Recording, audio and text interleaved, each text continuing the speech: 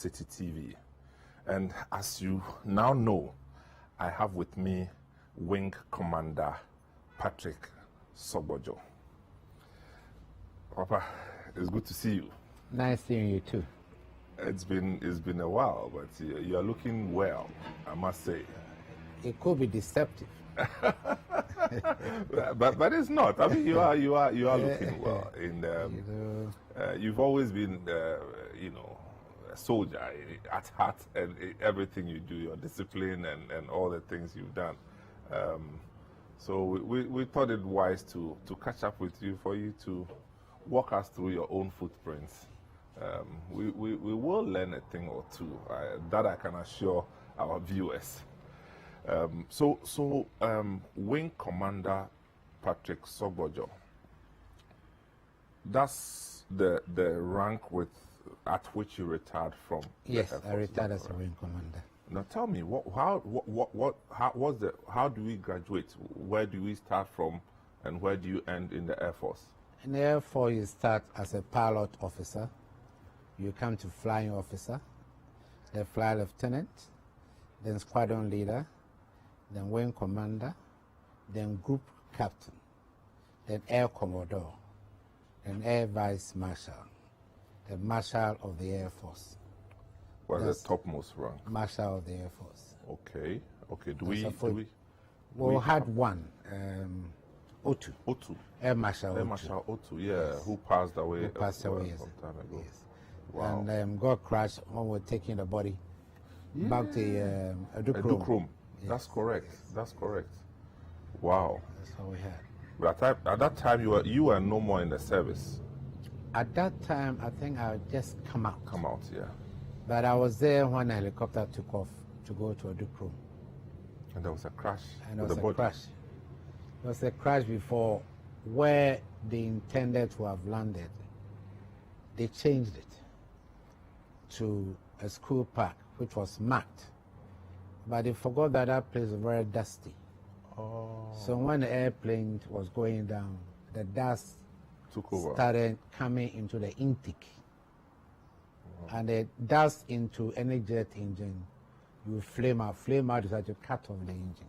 Wow. So we believe that's what happened to the airplane. The dust coming from the ground entered the What happened to the pilots then? They did very well, extremely very well. Remember they were able them? to use, one became an Air Force, Air Marshal Nagai. Nagai? Yes, yeah. He was the captain. Mm-hmm. He was the captain at that time. Wow. Yes. They did well. Mm. It caught plane, but they were able to salvage the corpse mm-hmm. for reburial, Wow. later. That's a story. So your whole Air Force journey, where did it start from? The idea of getting into the Air Force? Well, I joined the Cadet Corps in Achimota School. Oh, you went to Achimota School? Yes, I did. Then we used to do camping. And my father had taken me once from Takrady to Accra. Defend the Constitution against suspected corruption and ensure that corruption is made a high-risk enterprise with the last drop of my blood. Ghana first. All right, so those were excerpts of the letter the former special prosecutor issued to the president. It was actually addressed to the executive secretary of the president, Nana Bidietu Asante. With me in the studio this morning, Nick Papusamwa Ajo, private legal practitioner, also a member of the NDC. Nick, good morning. Good morning. Good to have you join us. Yes. Well, you're the only one with the studio. Yeah, you'll be taking some of my titles away. Member of the National Communications Team of the NDC. Yes, and executive of the Trubu constituency. I wear many hats. Okay, that's good. Very large portfolio there. Yes. Also, Edem Senanu is with the Citizen Movement Against Corruption. He's joining us via Zoom. Good morning, Edem. Morning to you. Can you hear me? All right. Edem will be joining us. So let's begin. Right. It's a long letter. Yes, a long letter. I don't know how you want us to. You want us to take it paragraph by paragraph. we don't have the time to go take through it all the paragraphs. Okay, but we can take the highlights. You know. Yeah. You see, last week we were discussing. And good morning to your wonderful listeners and viewers. Good morning to my one and only presidential candidate, President John Dramani Mahama, incoming president. How's the campaign going? It's going very well. President campaign well, you see, for someone who is so sure about being re-elected, I'm surprised that he's actually spending so much time in the Ashanti region, you know, and other interesting areas. But ours, the battle is the Lord's. We are focused. Presidential candidate is on track. The vice presidential candidate, Professor Jinana Opoku-Agyemang, also I greet her. She's also, you know, on track, and we are very confident that the people of Ghana will restore the NDC back to power. We have no doubt that we'll take the majority of the parliamentary seats, and we will take the presidential slot as well. Ghana needs a rescue mission, and it dovetails into this letter that Martin Amidu has written. You see, President Nana Akufo-Addo painted a certain picture about President John Mahama, that President John Mahama and his government were, in fact, not only inept and incompetent, but were the most corrupt government that had ever governed under the Fourth Republican Constitution. And so, based upon that mantra, Ghanaians, you know, bought into it and said, okay, fine, you have the opportunity. Let's see what you can do. And Martin Amidu, you know, in 2016, if you remember the epistles of Martin Amidu, you know, lambasted the NDC government, called us names, called the president names, and said that Nana Akufo-Addo represented the best hope for the corruption fight. For corruption fight, and that corruption would be, if Ghanaians wanted the Woyome monies and the fight against corruption to be taken to the next level, and that we should the corruption will be uprooted, then President Nana represented the future and the best. He was an angel in the eyes of Martin Amidu, and so Ghanaians should give him the opportunity, and Ghanaians gave President Nana Akufo-Addo a mandate. Then President Nana Akufo-Addo quickly said that he's going to be novel. Remember that people should not forget. He said he was going to use two principles. He was going to use the Anas principle. That was the first one. So, and we all know the Anas principle, which basically is that he says he will uncover the corruption, and then he will prosecute you and then jail you. So name, shame, and jail. That's his mantra. And in this era, we know that Anas has undertaken a number of sting operations. What has been the result? In fact, the one that was so clear-cut, Mr. Bisius case, where did it end up? He was cleared by the CID. You understand? So, right from the beginning, you could see practically that President Nana had no commitment towards the fight against corruption. Then he set up the Office of the Special Prosecutor. And you see, the unique thing about the Office of the Special Prosecutor was that every particular regime, there has been the complaint that once the Attorney General sits in cabinet with her colleagues or his or her colleagues, it becomes virtually impossible for you to say that you are going to imagine you saying you are investigating the finance minister or you are investigating the defense minister. Do you believe that the finance minister will release funds to you, to your office? It will bring conflict in cabinet. So the perception has been that once it is a colleague cabinet minister exercising the prosecutorial functions of the Attorney General, it is next to impossible for you to have independent prosecution of corrupt or corruption-related offenses. And so there needs to be the creation of an independent body with powers that would enable that institution to be able to take the fight to another level and have the insulation of the office from all interferences. And across board, all of us know that the one person who embodied independence, who embodied the fight, and who had a track record of fighting corruption was Martin Amidu. And so the MPP gladly and the president gleefully gave him the mandate to go into that office, with the hope that, of course, NDC appointees were going to be the obvious victims, because there had been that epistles by Martin Amidu saying that Mr. Mahama was corrupt, all his ministers were corrupt, there was gargantuan corruption in the NDC government. And so the expectation was that within his first 6 months, Martin Amidu was going to unleash. Whose expectation was of course, that was the expectation of the president. No. It was you see, we don't need to go far. Let's go into Martin Amidu's letter. Martin Amidu makes a categorical accusation at the president that he, through one of his ministers, actually sought to interfere with the prosecution of Martin Amidu by pushing Martin Amidu to prosecute the former president, investigate and prosecute the former president. It was a direct accusation. This didn't come from us. It came from Mr. Martin Amidu. So you can clearly see that there was that agenda, that there was a clear mandate to Mr. Amidu to go after the NDC, and it backfired. You see, because this is a man that has a certain, perceived independence of thought and action. And so when he began, and you see, what is even sad is the fact that now he doesn't just make a sweeping accusation against the president. He makes a categorical accusation. You can start from, with your permission, from the one that is most biting. Page 1. He says that the president took the presidential oath whilst looking like the innocent flower of anti-corruption, but being the mother serpent of corruption and died. This is Martin Amidu, page 1, paragraph 2. He calls the president the mother serpent of corruption, basically saying that. And if you go on, he gives examples. He talks about a DCE who he was, Boku DCE, and he says, look, I am investigating and prosecuting this appointee. You have interdicted all the other co-accused persons in my case. And he actually asked the letter where he wrote to the president.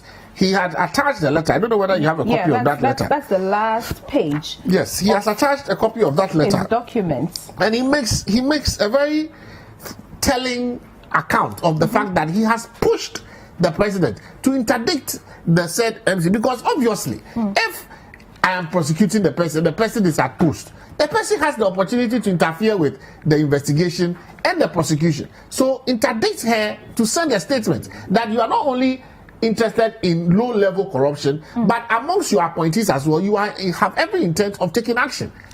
He saw no action. He complains. Then there's the one against the persons who he made findings against in the Ejapa deal, and he goes on to say that, look, I had done this Ejapa investigation and had come to certain conclusions. And based upon those conclusions, I have informed you that, look, your appointees have certain answers to give in respect of potential prosecution that I may embark upon an investigation. Yet, you categorically tell me to stop action on the said report, not to even disclose the report, so that you would handle it internally. That was not part of our agreement when I took this job. I took this job with a clear mandate and focus to what? Root out corruption, and do so with an independent mind and an independent budget and independent scope of work. You have not only practically demonstrated that you do not believe in your own mantra of anti-corruption, but you have actually taken steps to make it impossible for me to do my work. He makes telling accusations in respect of his office acquisition, space acquisition, and all the various things that were done deliberately to frustrate his attempts at the fight against corruption. So you can see that this whole tag of incorruptibility around the president has been shattered. I mean, this 27-page dossier should put that issue to bed. Nobody in the MPP, and I'm not surprised that they cannot even comment about this, and they are not even interested in commenting about they earlier decided they are not commenting, and that is the truth. They are not commenting, because any serious democracy with such accusations, not only against, this time it's not against ministers, he went straight for the president. He made categorical accusations against the president. He indicts the president. No comments whatsoever have come from the presidency in respect of this particular. By now, I expected that a press release should have come denying the things, and he's provided evidence. You understand? Let's hear from Edem now. Edem Senano is joining us via Zoom. He's with the Citizen Movement Against Corruption. Edem, thank you for joining us on The Big Issue. Thank you for having me. I'm sure you've had time to go through Amidu's document. What struck you the most? Well, Mr. Amidu is at pains to provide further and better particulars like what had transpired between him and the presidency. And it struck me that Mr. Amidu is as focused on making sure that his legacy is retained as much as possible, and that nobody says things that he believes are not true about what he has done. I'm glad he does so, because there's a sense in which the earlier correspondence did not provide us enough understanding of his reasons. I felt it was quite very flimsy when you are empowered in the kind of capacity he had. You just say he was just resigning. In as much as he gave reasons, they didn't seem substantive. But here he provides a process report on the other things that culminated in this decision. And I think it provides us better clarity, better understanding of what has transpired, and also raises very critical issues about how the presidency has gone about supporting this office to deliver on its mandate. So yes, those are my immediate thoughts. Franklin Kujo is also with us on Zoom, president of Imani Africa. Franklin, good morning. Morning, Abena. Good morning, Nee. Good morning, Senano. Good to see you guys. Yeah, same here. I don't know if we were expecting anything from Amidu coming on the back of government deciding not to reply to any of his further comments in that interview he granted us. Were you expecting this? Oh, I was expecting this. I mean, I put up a post after the banter that there will be blood. If we watch the movie, there will be blood. You'd understand what all these things mean. The Amidu's response, again, now typifies exactly who he is. Basically trying to say that, look, I know all the principles with which I work. I wouldn't allow anybody to tarnish my image, my hard-won image. And indeed, I may have to set the record straight. It looked to me that there was some levels of capitulation from the presidency when they suggested that they are no longer going to respond to him beyond what response had come earlier. But knowing Amidu, I think he needed to set the record straight, especially when he was accused in the instance of the Airbus that, well, nobody returned to you, but you decided to start an investigation and call someone corrupt even before the person was heard. If you're Amidu and you know that the facts are contrary to what we know, then you will be forced to set the record straight. Remember when last week we spoke, we were at pains to. Well, I wasn't at pains. In fact, I understood exactly what Amidu had written. And if you did a metaphorical delineation of some of his words, the usage of the word poodle. I told you that in the English language, a poodle is a variety of a dog that is kept very well, curly furs that are ornamentally kept. And now, if you keep something ornamentally, it means that it's aesthetic to the eyes. You can only keep a dog for a very long time and then treat it ornamentally and possibly like a king's follower. So it meant that there were systematic inhibitions that were put in his way, blocks that were put in his way. So I wasn't entirely surprised. I was only worried for the presidency that the further they responded and probably did not put the record straight, there was going to be blood. To the extent that Amidu's revelations may have an impact on this election, I'm not too sure about that. Unfortunately, if you look at the polls that are coming, including some of the ones that some of us have been looking at, I've been reading about 35 polls. 35 constituencies, very interesting constituencies. It looks to me that at the time we were doing the survey, corruption was not a feature. It'll be interesting to find out what people think right now about corruption. Maybe Senanu may want to offer us that, give us that holy grail by doing a survey to tell. Because frankly speaking, the last election was prosecuted on the author of corruption and basically inconsistency and, if you like, the ineptitude. I'm sorry, but I've said several times again that the president's belief in his men and women gives him away as someone who is weak at fighting corruption. And I've said it on several stations, including as a CFL. The point I'm making is that I know the president very well. He believes, he likes loyalty, he likes to reward people who are very good to him. And so I knew that he was going to find it difficult to call out any of his people if he were found out. But to have extended it to the Amidu debacle, then probably he misread Amidu. And that's what Amidu says, that you, under the mistaken belief. You were laboring under the mistaken belief that I was going to be a poodle. And Amidu colorfully uses Christian Catholic imagery in describing, and I'm Catholic as well. So this thing comes to me naturally. For yesterday, when I read I didn't read the entire thing. I had excerpts of it on Eyewitness News. All I said was, this is typical Martin Amidu, the Catholic. And if you realize that the analogy of a serpent and a mother serpent, that's actually worse than the serpent during the Adam and Eve. Should I say? It's because it's a saddening and at the same time it's funny. Which we can only make fun of some of these things and then say that the presidency brought this upon itself anyway. Senanu, Amidu uses some strong descriptions for the president. He says he's no longer an anti-corruption Moses. He actually accused him of being the lead person behind the Ejapa transaction, and also says he's the mother serpent of corruption. What are the implications of these? Well, I mean, like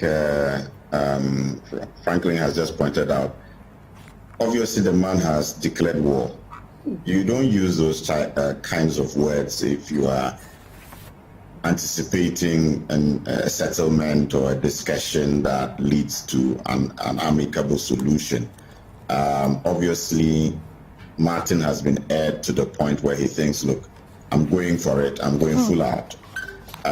It also negatively affects the president. I mean, Martin, has a strong side, is extreme and so on and so forth. But there's obviously a constituency that will be listening to him and cross-checking. Now, with 72 points and supporting documentation, at this point in an election year, it's not too good. It also means that all of us must rethink.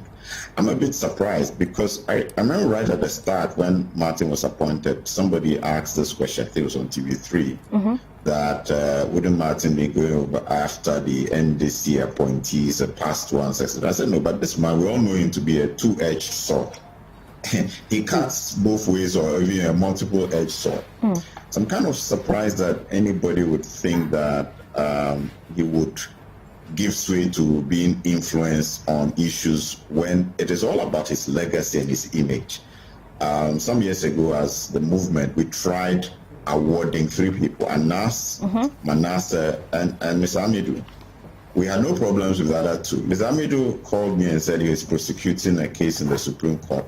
He doesn't want anything to taint his image. He would rather reflect, and calls me after 2 days and says, no, I don't want to pick this award because my integrity is important. I don't want to start casting a slur that I'm doing all of this for awards.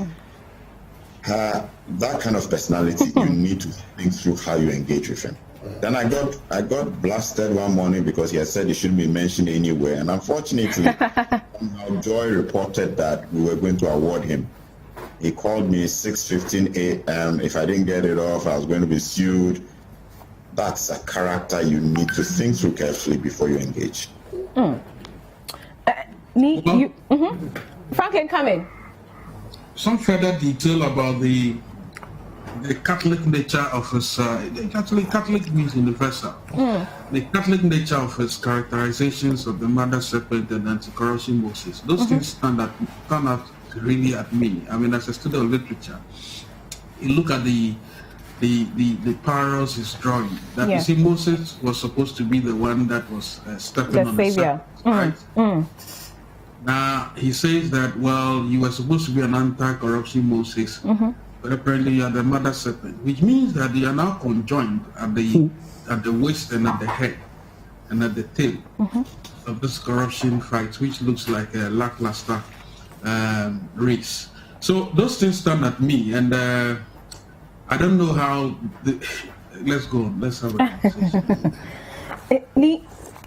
Rawlins's role, the former president Rawlins's role in all of this, Amidu gives us a narration of how he was brought into the issues. Even on the day that the former president was burying his mother, they were supposed to meet. The meeting was rescheduled. He was the mediator in between. Did Amidu bring this upon himself? Because then again, he talks about how members of the Ghana Bar Association and some members, he claims, of the New Patriotic Party warned him about the president's intentions. You see, but Amidu, from his narrative, wanted to give the president the benefit of the doubt. We in the NDC were never fooled about the nature, of the president and the MPP, because you see, it is always easy. I've always maintained this, that if you want to make a statement about the fight against corruption, it is not about chasing your predecessors' appointees. It is the easiest. All you have to do is to unleash the security forces to take a forensic audit of every appointee that had taken office within the past 4 years or 8 years. And obviously, the president makes well in excess of 6,000 appointments. If you want to go through and find out infractions about procurement and breaches of various acts and things, you will get a lot. The fight against corruption, you make a statement about the fight against corruption when you go after your own appointees. You see, because that is when you show that you are prepared to take the fight beyond the political gimmicks that we are used to. Because look, time in and time again, a party that comes into power would make the statement that, look, the past government is so corrupt and all that. And that is where President Mahama stands higher and heights in completely above President Nana Akufo-Addo. Because you see, President Mahama took the fight to his own appointees. Mr. Abu Kapele is in jail today on account of prosecution initiated by President Mahama. Imagine, has one individual, just one individual within the Nana Addo Dankwa government being investigated and then sent to court by the Attorney General of the Republic and prosecuted on account of infractions that he or she may have committed under the Nana Addo administration? None. Even President Kufuor was able to take Malam Issa to court.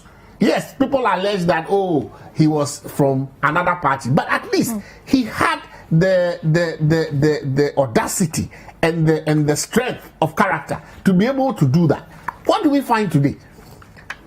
He's lined up a whole number of NDC appointees into court, and that is what he keeps trumpeting, that, the NDC is corrupt, and you can see, I have taken all. But what about your own appointees? And so this Ejapa deal, for example, was a first instance that President Akufo-Addo could have made a statement that, look, once you have been named in this report as being a person for whom some questions need to be asked, special prosecutor, I am giving you the free hand. Those people against whom you have made accusations against, I've asked them to step aside. That is a statement. You see, even when in President Mahama's time, when Honorable Efri Ankra had the issue with the World Cup, he was moved. You see, sometimes it's not just about the statements that you make; it's about the actions you take. They send a message. But people have been investigated. These are the findings. Did not find any substance worth prosecuting. No, that is the sad reality that we face. That is why Martin Abidu questions the president's fight and commitment to the fight against corruption. Because you see, he says, look, I have made findings or I've made recommendations against some of your appointees. Allow me to continue with whatever I'm going to do. Nothing prevented the president from saying that, okay, fine, if you say that you made these observations, they have lawyers. Let them go ahead. Go ahead and continue with your investigations. In the meantime, I'm asking these persons to stand down. It would have been a categorical, and it would have been a major statement to this. I mean, what does what do these ministers lose if they are asked to even step aside? You understand? If Mr. Kerofeata is asked to resign, are you saying that will be the end of the world? He's been minister for almost 4 years plus. So if he's going to step aside in this campaign period and even devote his time to do the campaign, but you see, that would have given a certain message to Matlamdo that, look, you are not interested in shielding your appointees. Even this one, the Boko MC, it's a sad case. Because in the letter that Matiamidu writes, he says that, look, I am prosecuting this person. The 5 other people who I'm prosecuting have all been interdicted. You understand? The other person who was not interdicted, has you give the opportunity for her to still remain in office. And what has happened is that that person was able to give a witness in the case leave. So the person was scheduled to testify for and on behalf of the prosecution. But because the MC was still at post, what she did was to allow that person to go on leave and prevent that person from testifying on behalf of the prosecution. So the case is hanging. That was the very thing that he was complaining about. That if you had listened to me and you had interdicted that person, that woman will not be in a position to grant that witness leave for that witness to escape coming to court to come and testify against the for the prosecution and so prolong the case as well. So he questions the president's commitment towards the fight against corruption, and that is very, very important, because if you set up the office and you say, oh, you set up the office's name, you've given them so-called resources, but you are not committed as the president to taking on your appointees and making sure that the fight goes to where it's supposed to go, obviously you have no commitment towards the fight against corruption. And for me, it's a sad commentary, but I hope it puts an end to the debate as to, oh, the president is incorruptible, the president is incorruptible. Today we've all seen that, you know, the emperor. These are just accusations being made by Martin Amidu. Of course, one the special prosecutor who is supposed to fight corruption and corruption-related offenses. This is that office that is set up to fight corruption and corruption-related offenses. They say if the crocodile comes from the river, it tells you that if the frog comes out from the river, it tells you that the crocodile is dead. Who do you believe? So the office that you set up, it's just one person in the office. Yeah, but this is the office. This is the office of the special prosecutor. The office of the special prosecutor is supposed to prosecute corruption and corruption-related offenses. The man comes to tell you that your president, the appointing authority, does not believe in the fight against corruption, and that he only set up this office as a camouflage. He is the mother serpent. Listen, he's the mother serpent of corruption. That is a very serious indictment. We shouldn't joke with this. I mean, it looks funny because of the words that he used, but it is a sad commentary on the presidency for someone who is appointed and somebody with a track record. Martin Amidu is not somebody you take lightly. His comments are not comments you take lightly. When he was reading and issuing those epistles and calling the NDC all manner of names, you hailed him as the best. In fact, if you listen to the words of the president when he read his appointment, he told him that, look, the Mr. Amidu is going to be the person who would put fear into appointees, that even his name and his appointment alone serves as a deterrent. And I think one of the reasons why President Rawlings kept praising him and kept perhaps wanting him to stay in office was the fact that a lot of people felt even the fact that Martin Amidu was in office was going to be a deterrent against corruption. But obviously, if the man is emasculated from working, what do you expect? The fight is zero. So I hope from now on, everybody will stop talking about, oh, how you corrupt. And you can see the MPP has left even the topic of corruption. They no longer want to talk about it. So Franklin, we can rest that debate. When we're having conversations about Martin Amidu's assessment, the issue of giving the people hearing came up.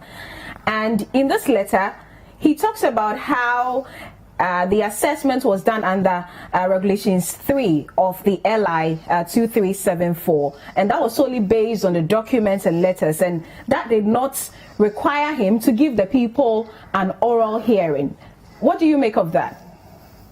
Sorry, what do you mean by hearing? What exactly are you talking about? Remember, the chairman of the Finance Committee of Parliament, Esibe Yeboah, yes, after Amidu's report, said he never contacted them for further clarifications on the documents and reports they had presented. And he says that based on the LI he used, he didn't have to do that. Without an ally, it was just a fishing expedition for him to have done to do that, because he would definitely get the same response. That the chairman of the finance committee, whose work was a very lazy one, would have actually been just exactly what he wanted to hear. And so nothing would have changed. What was it about hearing? I mean, the committee did a shoddy job, extremely shoddy job. They never talked about the valuation. They were just interested in checking boxes. Now, if you have somebody like a Martin Amidu who now wants to question your motives, what is the point in even coming to ask you again for you to repeat the same lame excuses? I mean, I was worried that the Committee on Finance itself would gloss over the questions about valuation, and they claimed they were satisfied when they received the document. You'd be satisfied about what's it called, a contract that has no definite period, when the assets of a country are being assigned in an unlimited manner. I don't know what financial prudence tells anybody that is sound judgment. So Amidu, without even having to use any ally, probably was even charitable. I mean, if I were the one reviewing it, I would have said worse of that committee. Adam, back to the issue of the president and all the accusations Martin Amidu has leveled against him, together with the other officials in this. He talks about the finance minister. He even mentions that there are members of the minority in parliament who were also implicated in his assessment. For these people, what should they tell the people of Ghana? Just the normal denials, or it should go beyond that? I would expect that the Office of the Special Prosecutor will proceed, whoever else takes up that role. I mean, Ghanaians as a public, we are interested in bringing finality to this. So it cannot be the case that findings have been made by one report and the follow-through to do further investigations and where necessary get into prosecution does not happen. So it's not about their denials, it's about the follow-up. Our systems continue to follow up to identify who is culpable or not culpable, clearing names, etc. But at the same time, let me just make 2 points. This issue about fair hearing, this research that involves unobtrusive data gathering. And in that type of research, you don't need to engage the person involved. You collect the data, you put it out there. If they have some counter statements, they can. So people should not immediately jump to an issue of natural justice and say, you can't do this. There is that approach to data gathering and even putting it out. It is an international way of doing things. And I thought I just should add that to what Franklin has said. Okay. Franklin, Martin Amidu mentions the Attorney General in this, and he said that she was compelled by her lack of independence and fear of the stature of the principal suspects in what he described as questionable scheme of the government.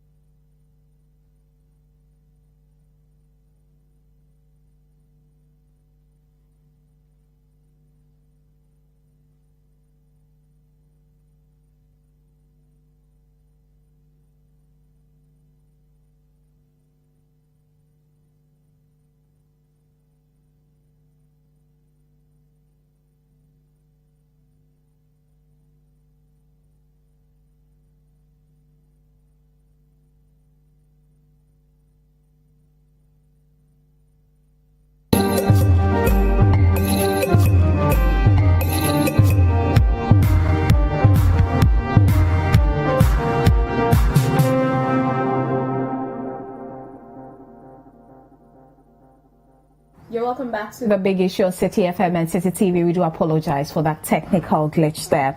Our WhatsApp number is 0549 986 996. You can join us with your messages and your comments on this issue. Before that break, we were talking about Martin Amidu's response to President Akufo-Addo and a number of issues that was raised in the president's response to him. The issue I was coming to was paragraph 8 of that letter, where he says, I'll just take a bit of it. I have underscored the deliberate distortions and manipulations of facts contained in the opening paragraphs of your letter to me on the directives and instructions of the president to demonstrate that your letter to me from its inception was intended to be personification of falsehoods to the good people of Ghana and to divert public attention from the very important and serious anti-corruption assessment in respect of the Ijapa deal. The last sentence says the Ijapa Royalties Limited transaction contains the mother of all suspected corruption and corruption-related offences to be discovered in the first analysis of the risk of prevention of corruption and anti-corruption assessments since Ghana attained its independence in 1957. What is he trying to tell us vis-a-vis his concern that for the Attorney General there was nothing she could have done because her hands were tied? In respect of the fact that he has undertaken a risk assessment that he believes is important, because for every major international deal that Ghana intends to embark upon, and which involves our natural resources, such as, and remember, this particular deal potentially was going to lock up funding. Revenue that was supposed to come to government was going to be used as a form of a mortgage of a sort to say that, okay, rather than collect that amount now, we're going to give it to an entity to use for whatever transactions, and then we would be paid something upfront. We're virtually exchanging what we will take now for something in the future, and take a certain amount now and give it away to this entity. So basically, it is important that such a transaction, which is going to lock up our natural resource, must have the buy-in, he believes, of all the major stakeholders, chiefs, Ghanaians, and what have you. And it must go through an assessment that makes it clear that it is not a business deal that is structured to enrich a few people, but it's actually for the benefit of all Ghanaians. Basically, that is Martin Amidu's point, that I'm doing an assessment to ensure that this particular transaction, which involves the major resource of our country, has not been structured in such a way that it is going to benefit a small what do you call it? A small segment of the society as against the larger interest of Ghanaians. And after doing my assessment based on documents that were provided by these same institutions and all that, I've come to the conclusion that there is a question to be answered. You understand? In respect of these matters, what is wrong with that? What has Martin done that is a crime? He is making the observation that if he looks at what he has done, whatever he has done and put down as a professional analyst, in his opinion, he's never seen this magnitude of a potential crime that was going to be committed against the people of Ghana. Basically, that is his point. And if that is his point, what he's being honest that of all the things he has done as former Deputy Attorney General from 1981 till the year, I believe, 2001, including holding the position of Attorney General. He has advised on many transactions. He has prosecuted. He's done a lot of things as legal advisor to government. In his lifetime as a public servant, since independence for that matter, he's not seen anything as nauseating, in the words of corruption, as this. It stinks to the high heavens. So he had to complain that the Ijapa alone for him represents one of the biggest examples of corruption that you could cite against the government. And So the government needs to take it serious. It's just to, maybe it's a hyperbole to let you understand the magnitude of what he was confronted with and why he felt that the government needed to allow him to proceed to make his points and to allow him to be able to ensure that whatever happened, he was able to get Ghanaians value for money. And hey, he's then accused of being a traitor and giving all these unwanted names and attack dogs, you know. But the NDC has done the same to him before. It's sad. Adam, Amido is challenging the president to further probe this, to bring in people from the Singapore, from UK, to sort of validate or prove otherwise whether his findings were indeed true. Do you think government should take him up on this? No, I don't think so. I think it would just send the wrong message. Already we have a report from Transparency International writing to the UK and elsewhere that they should not be party to this deal. So, I mean, other international organizations just looking at the data and the report are already indicating that they align with what Mr. Amido has said. I think it would be a waste of time trying to do that. I think that the process should just move on. Let's interrogate the details and the facts that he has even further. As Franklin has already pointed out, just looking at what the Finance Committee of Parliament did, a contract that doesn't have timelines, doesn't have the kind of details you expect, immediately people begin to have real doubts as to the credibility of what one wants to achieve. So I don't think that anybody should go down that route. Let's allow the institutions that ought to take this on board, do further investigations and draw conclusions and move on. I don't think you want to go down that road to just create. As you know, Martin is around. Franklin. You know how in the past he ends up in court himself. So, and mind you, he has that habit of he doesn't give you everything. Mr. Amido always has something up his sleeves, waiting for you to. Okay, Franklin, let's hear from you. Well, I do not think that I think his challenge basically is to say that even if you bring anybody who is prudent-minded, I mean, to investigate this matter, they'll come to the same conclusions. And the Transparency International piece that Senator Adam was just talking about, I know the process that went into that publication. It was widely consultative. They consulted us as well. Okay. Consulted a lot more people internationally, and they're very senior financial analysts and people who are even near like judges consulted before that was written. So yes, maybe Amido is suggesting that even the international side of things will bear me out. Maybe that is what we should be thinking about. It's a bit troubling, and as I told you the last time, we at Imani were not surprised at all that this will end up the way it ended, and it ended with the Office of the Special Prosecutor, because we knew that elite-based crime or politically connected crime takes longer and very more difficult to unravel, and sometimes we may come in harm's way. So I hope that no serpent bites Martin Amido, and that there may be enough anti-snake serum around everybody, just in case you get bitten. But what should government do with this? Is there an end in sight? Well, it's getting close to the elections, and so somehow the government may not be interested in pursuing. Obviously, they haven't showed up on this program. So what it means is that, I mean, why would you be accused of seducing the chief's wife and then you go wriggling your waist in his palace? I don't think you want to do something like that. Why would you want to continue give his token? They shouldn't even respond to Amido now, because elections are too close. And maybe after the elections we'll pick it up. We certainly at the money, and a couple of others, I'm sure Adam will join us.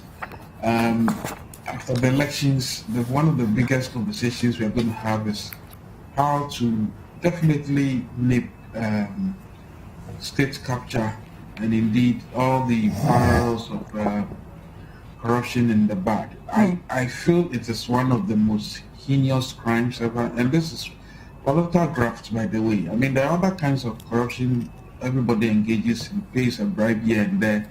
We should talk about that. But you see, grand theft eats away at people's livelihoods. Remember, I told you not long ago that when activists have said that people die in Africa as every 3 seconds of disease, poverty, and hunger, they forget that even though $1 a day or $2 is supposed to save persons like that, they forget that 25% of Africa's GDP is lost to grand theft. And that translates into $4,500 per second. So these are serious issues. I've not accused anybody of corruption. All I'm saying is that the notions about some persons trying to take over what doesn't belong to them, it's one that it's seeping. It's gone so much into the psyche of every Ghanaian, and I think that we have to do something about it. But if you ask me, I think that the government brought this upon itself. Maybe not the entire government, but the president. Brought this up.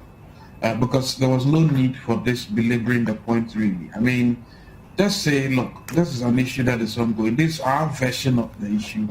And let sleeping dogs lie. Unfortunately, the stonewalling of Ampadu made it difficult for them to wriggle out of the situation. It's damning enough, and I don't think they should be given. I'm not the one strategizing for them, but if we are going to an election, I don't think you want to start responding to all these claims. Okay. How does it is? And going into the elections, it doesn't look like corruption is showing up there in the various surveys and polls. What role do you think all of this and the entire fight against corruption will have in there? Well, yes, it's absolutely surprising when you do a compare and contrast with 2016 and how corruption was the major thing that most parties were talking about. We seem to have gone very muted. I don't know whether COVID-19 has a part to play, whether people are focusing on... And then let me talk through. Sorry. The reason why it has not played a role is that the elite that were involved in the anti-Mahama campaign have all kept quiet. And if they have decided that they won't speak, if you get the turn of what I'm talking about... I do. I've been wondering why just some of us are the ones on the space. And you too, you understand what I'm saying. So I understand you perfectly. Now, but I was going to say that I have always argued that if you took a good look at our elections, these elections are being won by the neutrals or independents. In other words, each of our two major parties has, let's say, 43% of the core votes. And then you have a floating 12 to 16% who are the independents or neutrals. And that's important because you could not have had a situation where in the, I don't know, it was 2012 where, 2008 where Mr. Professor Mills, now was ahead, and then eventually Professor Mills went above him. It tells you that people swing. Now, those independents or neutrals, these kind of issues like what has just transpired on Ejapa tend to influence their vote. And so people should not be looking at the election day purely as, okay, we're going to win because we have the numbers. Okay. But the independent, those in the middle, those who are trying to make up their mind, do I go left or right? Is there a reason to believe that the next 4 years will be peaceful and secured and my business can thrive and grow under this environment? Those are the ones where I think that these recent events might influence what they will do on that day. They can either choose to vote the other way or their choice to refrain from voting at all makes a difference to the outcome. And therefore, we should not underrate these recent events at all. All right. It can have an impact on the final result. Thank you, Adam. Some of the messages listeners and viewers have been sending through. Jones Adobo Inla. We don't need the presidency to come with all the rhetoric. Dom Level was removed because he can't be bought. Martin Amidu, we know, resigned due to the president's interference in his job. What evidence do we need again to prove the pervasive corruption that has engulfed this government? That's from Jones. Thomas Citizen, thanks for the good work you're doing. Tunit Papo, don't you think if you seem to believe Martin Amidu's response to the president today, we the ordinary citizens can also believe what he said about John Mahama and the NDC government? Okay, thank you for your message. I'll give you the chance to respond to that right after this break. This is the big issue on City FM and City TV. We'll be back with more.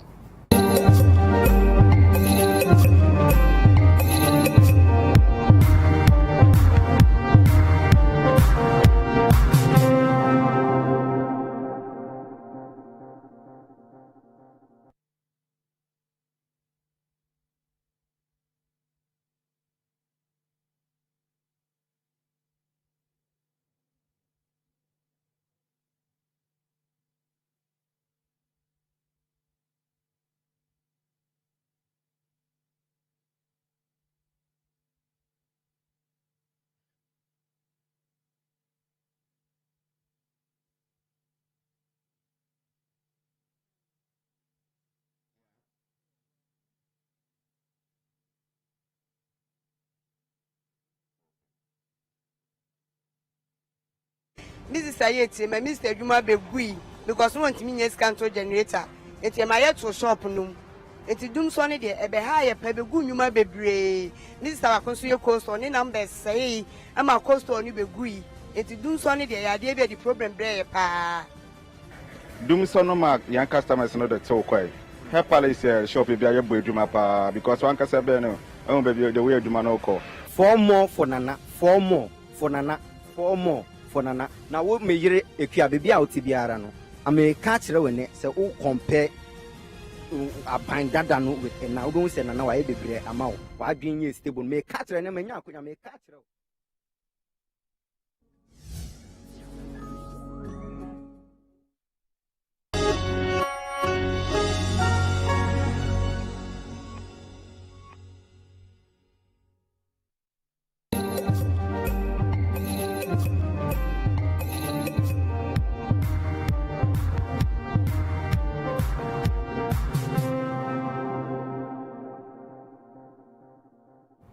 You're welcome back. This is the big issue on City FM and City TV. My name is Abena Nyamekye Ampadu. This morning we've been talking about Martin Amidu's response to President Akufo-Addo, among other things. Now we'll take a look at a survey conducted by the University of Ghana's Political Science Department. Now that survey predicted a 51.7% win for the MPP in the upcoming polls. The NDC's John Mahama is expected to follow with 40.4% of the votes. According to the polls, presidential candidate of the Ghana Union Movement will emerge as a third force in the race. 12,000 respondents from 100 swing constituencies in all 16 regions participated in the survey. Take a listen or watch this report.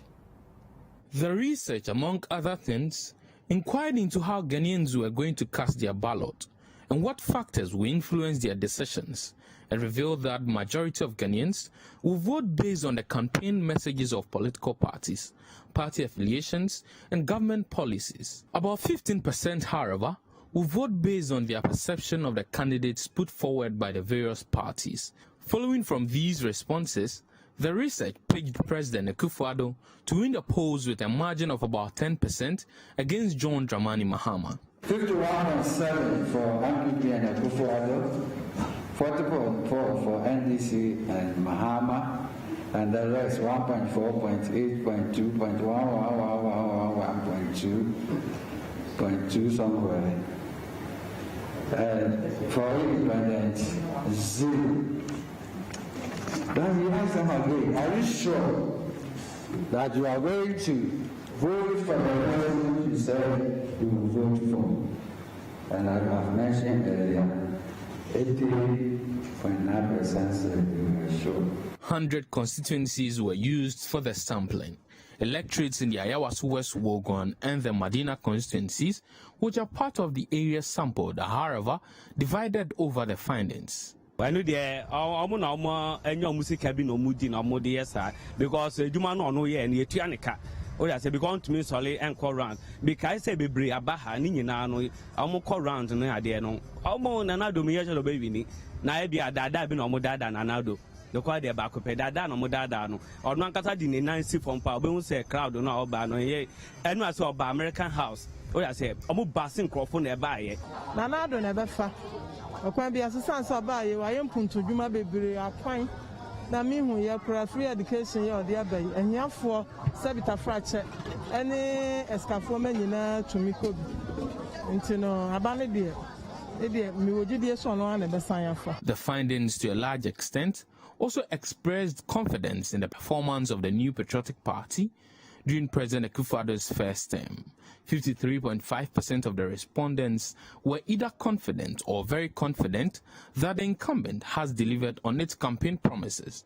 Of these promises, the free SHS was ranked first as a policy to resonate with Ghanaians, followed by the one district, one factory policy and the planting for food and jobs policy. At the Madina market, these women expressed confidence in this aspect of the research. Nana abawe wo wini every say hiafo no ya doso say ye ni skafo ni nyina no ya eden ya pediati ani sebu o me ba ni made we transfer minister di be ko school me ba na ko school Watama senior high school we free result ba esu nyame adum we twa aka yanka yamatiti fie ko mutimi ko free education esu nana adu nti Nana don't twasso. Because me obi minimum be and money kuwa wajana ma. Esu nana drink kola me sa komu drink free education. Abena titi free. What you said? Nana do the waye bi pa. It on twasso ko na nim sa amaye. In a surprising manner, the findings tend to put Christian Kwabena Andrews as the third force in the race, accounting for about 1.4% of the polls. But this might not be surprising after all, as this market woman shares with City News reasons why she will vote for the founder of the Ghana Union Movement. And this year by MPP aba. And also here in the documentary na wo niema wo yi na o chese nwuma aka nwura mu no oba behwe na aba ma YouTube fo anya adwuma ye. Nti ono so yanso ne hwe. Se yaso na nado ahwe ya soja mama anso ahwe. Ti ono ba na wantimi a afa ni yehu. Say obi enu obetimi abo aye obi kura wo ho a o say date na akoto aba say ne ho na ya me fenti na me koto oni reason nti oto aba me wo reason nti ameto omumi enu nyina me hu hwe omumu. The opposition National Democratic Congress has however discredited the content and outcome of the research. Some few people at the department were influenced by MPP politicians. They sat in the confines of their offices and generated a report, which is what has been released. That is the information we have. And so we don't believe that that report has the backing of University of Ghana or the Political Science Department. It is not official. All right, so that's the findings of the reports there, as well as some reactions by the general public and also the NDC. Joining us for this discussion is Dr. Abdul Jalid Atiku. He's a lecturer at the Political Science Department of the University of Ghana, part of the team that did this work. Doc, you're welcome to The Big Issue. Thank you very much, Abena. And our other panelists are with us as well. But tell us about this research. What went into it? Well, this research, it is not the first time the department has conducted this kind of research. The department is noted for conducting similar pre-election and then post-election service. I think the last one was in 2016, and apart from that, last year there was an assessment of the MPs, which also became a big issue. Okay, people bastardized, insulted some of the faculty members. At the end, most of them lost their even primaries. So it is not the first time. And then, so we decided to look at the last 4 years, how the government has performed, and then how people are going to vote. Okay. So this was the focus of the study. Was the team influenced by the MPP or the president to come out with these findings? No. You can't influence. Why will you? I mean, academic integrity is crucial to some of us, irrespective of maybe whatever persuasion. The most important thing is that you are rigor in your research methodology. Okay, so looking at the situation, I was expecting that people should be talking about maybe if the methodology is flawed, then they should come out with alternative means, right? So the issue is that this is the approach we have deployed and visited these constituencies. So scientifically, it is expected that when you also go to those constituencies, those electoral areas, those polling stations, you adopt the same methodology, and we are saying that you still come with that conclusion. This conclusion. All right. So basically, that is it. No one has been influenced. In fact, we have read. There have been so many. I think ASEPA, for example, held a press conference. I heard when we were presenting the findings at that same time.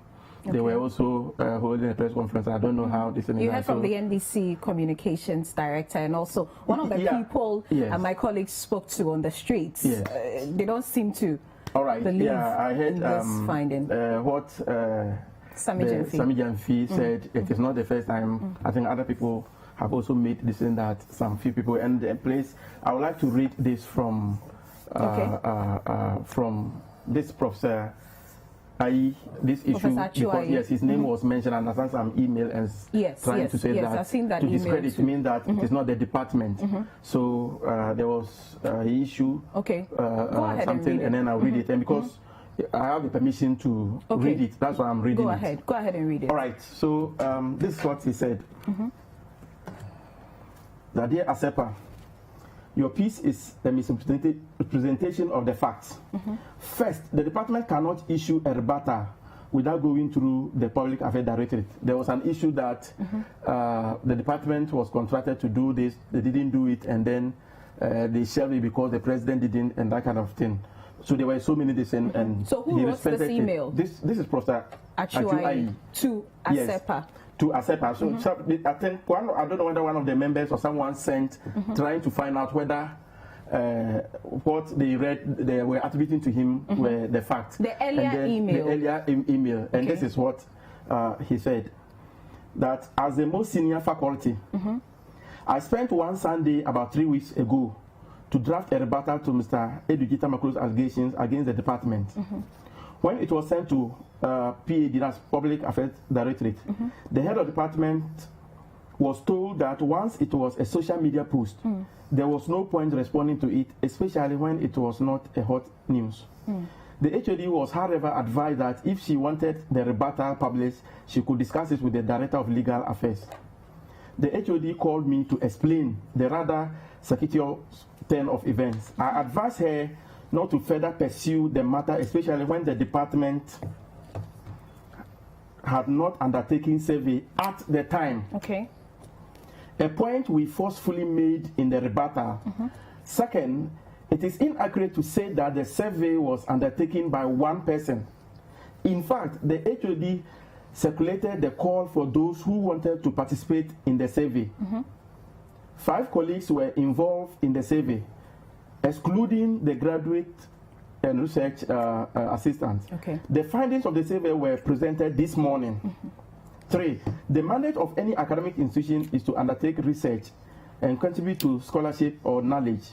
It is up to those who are questioning the findings to interrogate the methodology and see if it is flawed or not.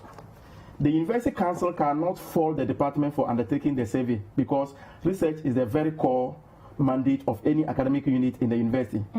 Those who are questioning the findings must provide compelling and alternative methods of undertaking an election survey and arriving at different findings.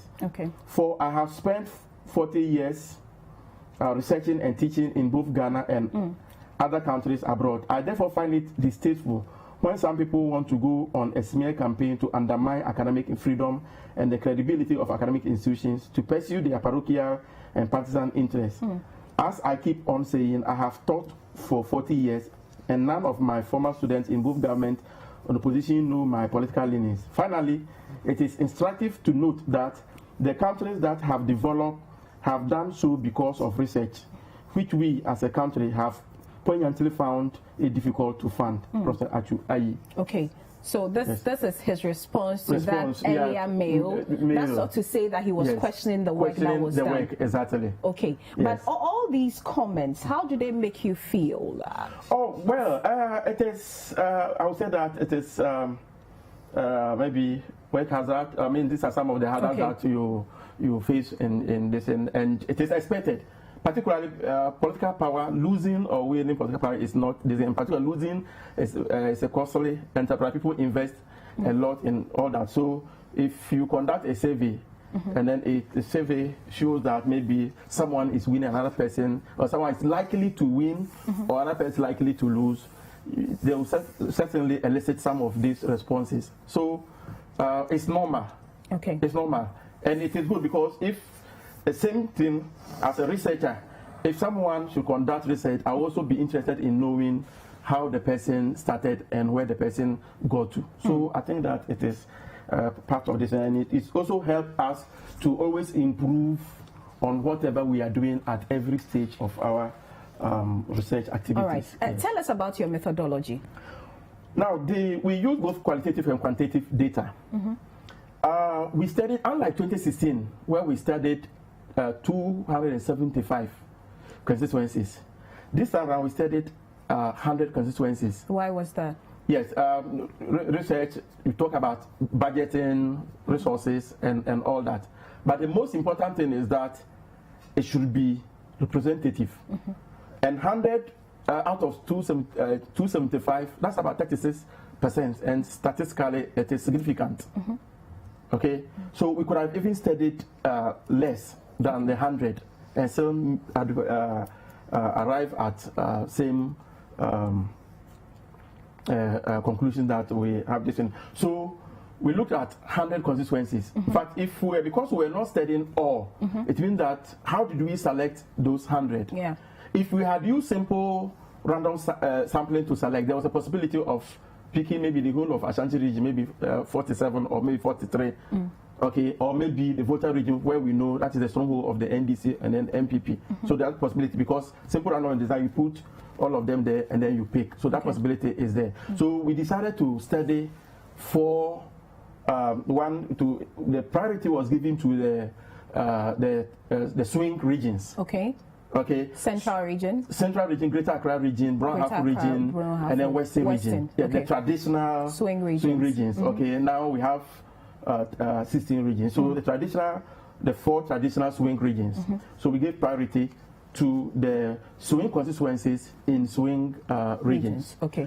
We also look at, there are some other swing constituencies that are not in the traditional swing regions. These are well, maybe I'll call it the non-traditional swing regions. Okay, for example, we talk about Akwatia. Yeah, it is not in any of the 40s in the Eastern region, but it is a swing constituency. Yeah, parliamentary. Parliamentary. Look at Fantiakwa. Okay, NDC won, and then it is before it came to the MPP, or maybe when it was a Fantiakwa before. I mean, there was that split north and then and south. So. We also look at the swing constituencies in non-traditional swing regions. Okay. We also look at certain political developments that we have observed in the last over the past period. Like what? For example, the independent protesters, independent candidates, particularly from the major, because they are controlling their parliament now. So the NDC and MPP look at some of the activities of independent candidates. Look at Formina, Bekwai. So in Asante, instead of going to Manshia, Banta Manshia, all right, which we know are very strong, but we look at some other things that are maybe likely to happen, maybe in Formina. The incumbent going as independent, and then now the party has another candidate, NDC has a candidate. So we look at those things to see how it will play out in some of those constituencies. And then there are some others that you have, like maybe the various political campaigns, maybe between the NDC and MPP and all that. So basically, these were some of the factors that we use in the selection of the 100. So the 100 that's where you did the survey for both parliamentary and presidential. Presidential 100, not all 275. Okay. The 100. Okay. Now in each constituency we had 120 respondents. Okay. Okay. Unlike the 100 where I said that we purposely selected, but in the 120 people we did simple random sampling. Okay. Because that will give a fair and an equal chance of any of those in that area being selected. So the 120, how did we get the 120? So in the constituencies, we look at the electoral areas in each constituency. Okay, so we look at electoral areas, then we look at the electoral areas with 4 or more polling stations. Okay. Okay, so we pick all those things. So if you pick like maybe in Kwanta South, we look at all the electoral areas. And then those that have more than 4 polling stations, okay, and then we selected all those, and then we randomly picked 5 electoral areas. 5 electoral areas. All right. So when you pick these 5 electoral areas, now we're going to, in each of the 5, we also randomly picked 4 polling stations. So when you get to that polling station, so when we pick that 4 polling stations from the more than 4 electoral areas. The electoral area are 5. Now we pick 5. Then each of them we visited 4 polling stations. Okay, so we randomly pick 4 of them. Now when you get to a particular polling station, which is so to mean that we are moving to when you get there, we interviewed 6 people, 3 males. Our target was 3 male and then 3 female. Okay. So in a particular polling station or the area, we did the various houses. You count like maybe every 5th house will enter into that house. Okay. So and you then went get to someone. people's homes. Yes, we went to people's homes. Okay. And then we adopted the household selection system.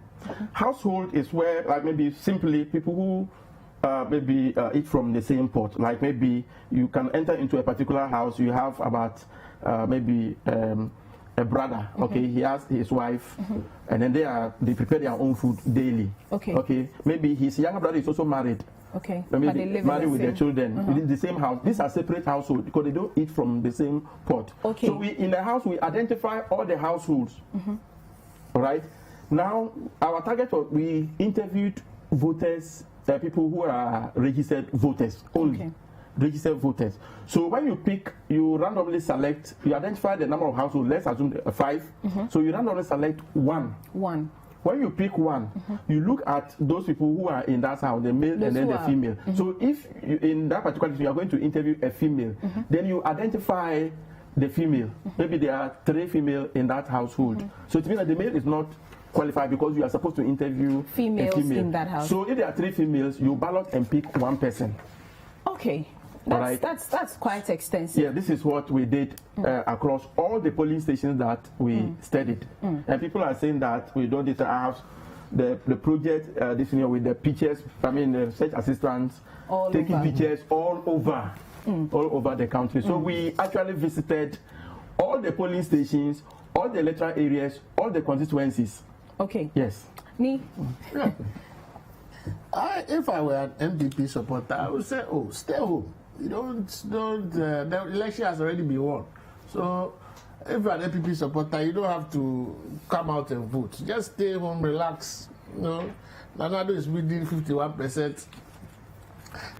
You get a majority of parliamentary seats. Why bother to vote? Relax, and you have won. You see, if you look at the polling industry since 2016, you look at America, and you see, if by far the gold standard, they say the gold standard in every industry is what you aspire to be, right? Right. So let's say the gold standard of polling is what? The US, for example.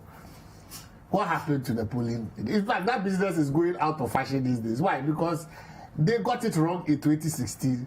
In 2020, yes, you could say they projected that Biden may win. But look at the margins they gave, you know. And in fact, when you come to the congressional victory of the congressional elections, the Republicans were supposed to lose as many as about 20 seats. They actually did not even lose one, but they actually won the opposite of what they were supposed to win. In fact, President Trump's performance is the best of any sitting president in American history, garnering more votes than any other sitting president in American history. So they themselves in America have realized that, and one of the things that happened was that people were just shy of identifying themselves as being Trump supporters. So what they did was to even lie to the pollsters. You understand? But what is significant is every candidate or every party has its internal polling that they do, and that is the most reliable. You understand? Because that you can't lie to yourself. You understand? So you know, and if you know how the election machinery works, look out for where the candidate is moving most, spending more time. There's a reason why a candidate is spending more time at a particular place. That should tell you. You understand? So if, for example, you see that the president spent less time at a particular place, just did the random this thing, but actually went to some places 4-5 times, went to some other, and now is concentrated at a particular place till election day. It should tell you something. You understand? He spent more time in 2 particular regions than any other place. You understand? He has abandoned certain places. Basically, some elections, some parliamentary places, and he's not even bothered passing there. You understand? And if you notice, there seems to be a clear disconnect between the parliamentary candidates of the NPP and their presidential candidates. You watch. Really? You watch the patterns. There are other legs of the campaign. I'm telling you that, look. He goes and he introduces the parliamentary candidates. From where I sit, when I tell you that there's a disconnect between the presidential candidate and now, if you notice, the president is campaigning for himself. What is your poll? You spoke about and I'm telling you, I'm telling you, is it pointing to the 40.4? President Mahama made a statement up north, and I think he was very clear, categorical. You normally don't even want to announce what you use your internal polls to do is to guide where you should concentrate on. And where the NDC, if you look at 2016, we probably lost about 15. My minority leader has indicated that we lost probably about 50 seats because on an average margins of 100,000, all because we had a few internal problems. I would be surprised, in fact, pleasantly surprised, if the NDC does not pick up those seats. You understand? If we don't, if the way the race is structured, watch out for this. Watch out for Greater Accra. Watch out for Central Region. Watch out for, I believe, Western. These 3 regions for me make the end. What are the issues driving those places? Galamsey is basically the biggest issue in the Western region. Who stands? Who actually? Let me speak to Franklin and then you can. Before you go along that tangent, Franklin, how seriously should we take these election surveys and polls? Well, I think every poll matters, and I think we should take them seriously. The polls are dated, and so depending on when they are done, you could tell. There are also different types of, undertaking the poll. If I were undertaking the poll, I wouldn't ask the questions that UG people ask, because that's elementary. What I'll do is to actually tell people the questions in such a way. I think I mentioned to you not long ago, I think last week. That by August of 2016, we knew then this was losing power. We did a 10,000 strong respondent survey across the country, and we didn't ask anybody who would you vote for or who would you want to see low. What we did was to ask questions from every sector of the economy and ask people, what is it that you don't want to see in the next administration? By the time people are done answering, 55% Ghanaians actually did not like, they didn't want a certain types of thing. See, so that gives you a very sophisticated poll, and then that we are able to speak to it. Maybe UG didn't have enough funding to do. Sorry, the podcast and the private have enough funding to do it, because direct questions typically people mimic people do not really tell you what they want to tell you. And that is a bit difficult. But I will say significantly, every poll matters, and I think it's important to take a look. Maybe the only reason why the UG seems to have been in the news, the department seems to have been in the news, that probably they don't do any other polls until just election. And so it's easy for people to say, look at them again. But I suspect, and I really want to call on the university. I know CTFM has done quite well in introducing a few of the academics in their conversations. We need to hear a lot of them almost all the time. And that way it enriches the discourse. I mean, the gentleman in the studio, I've never seen him before, not know him. I don't have to know him forever for him to make sense. But the fact of the matter is that you don't see people like this, and then election time they pop up and they are saying all sorts of things. So you think that adds up to people questioning their credibility? Yeah, it makes it difficult for people to just say connect. You see, Ghana, people connect based on, should I say, not necessarily longevity, but then some levels of connection to the public. All I'm trying to say is that it's actually useful advice. The best for me, for the university to do, not just the political side, but all the departments, and I know you've been doing stuff with Lord Mensah and a few of the professors from the economic department. They should be speaking. They should be writing. And we should read that. We should read a lot of them. I'm sad that we don't have many academics from the university writing.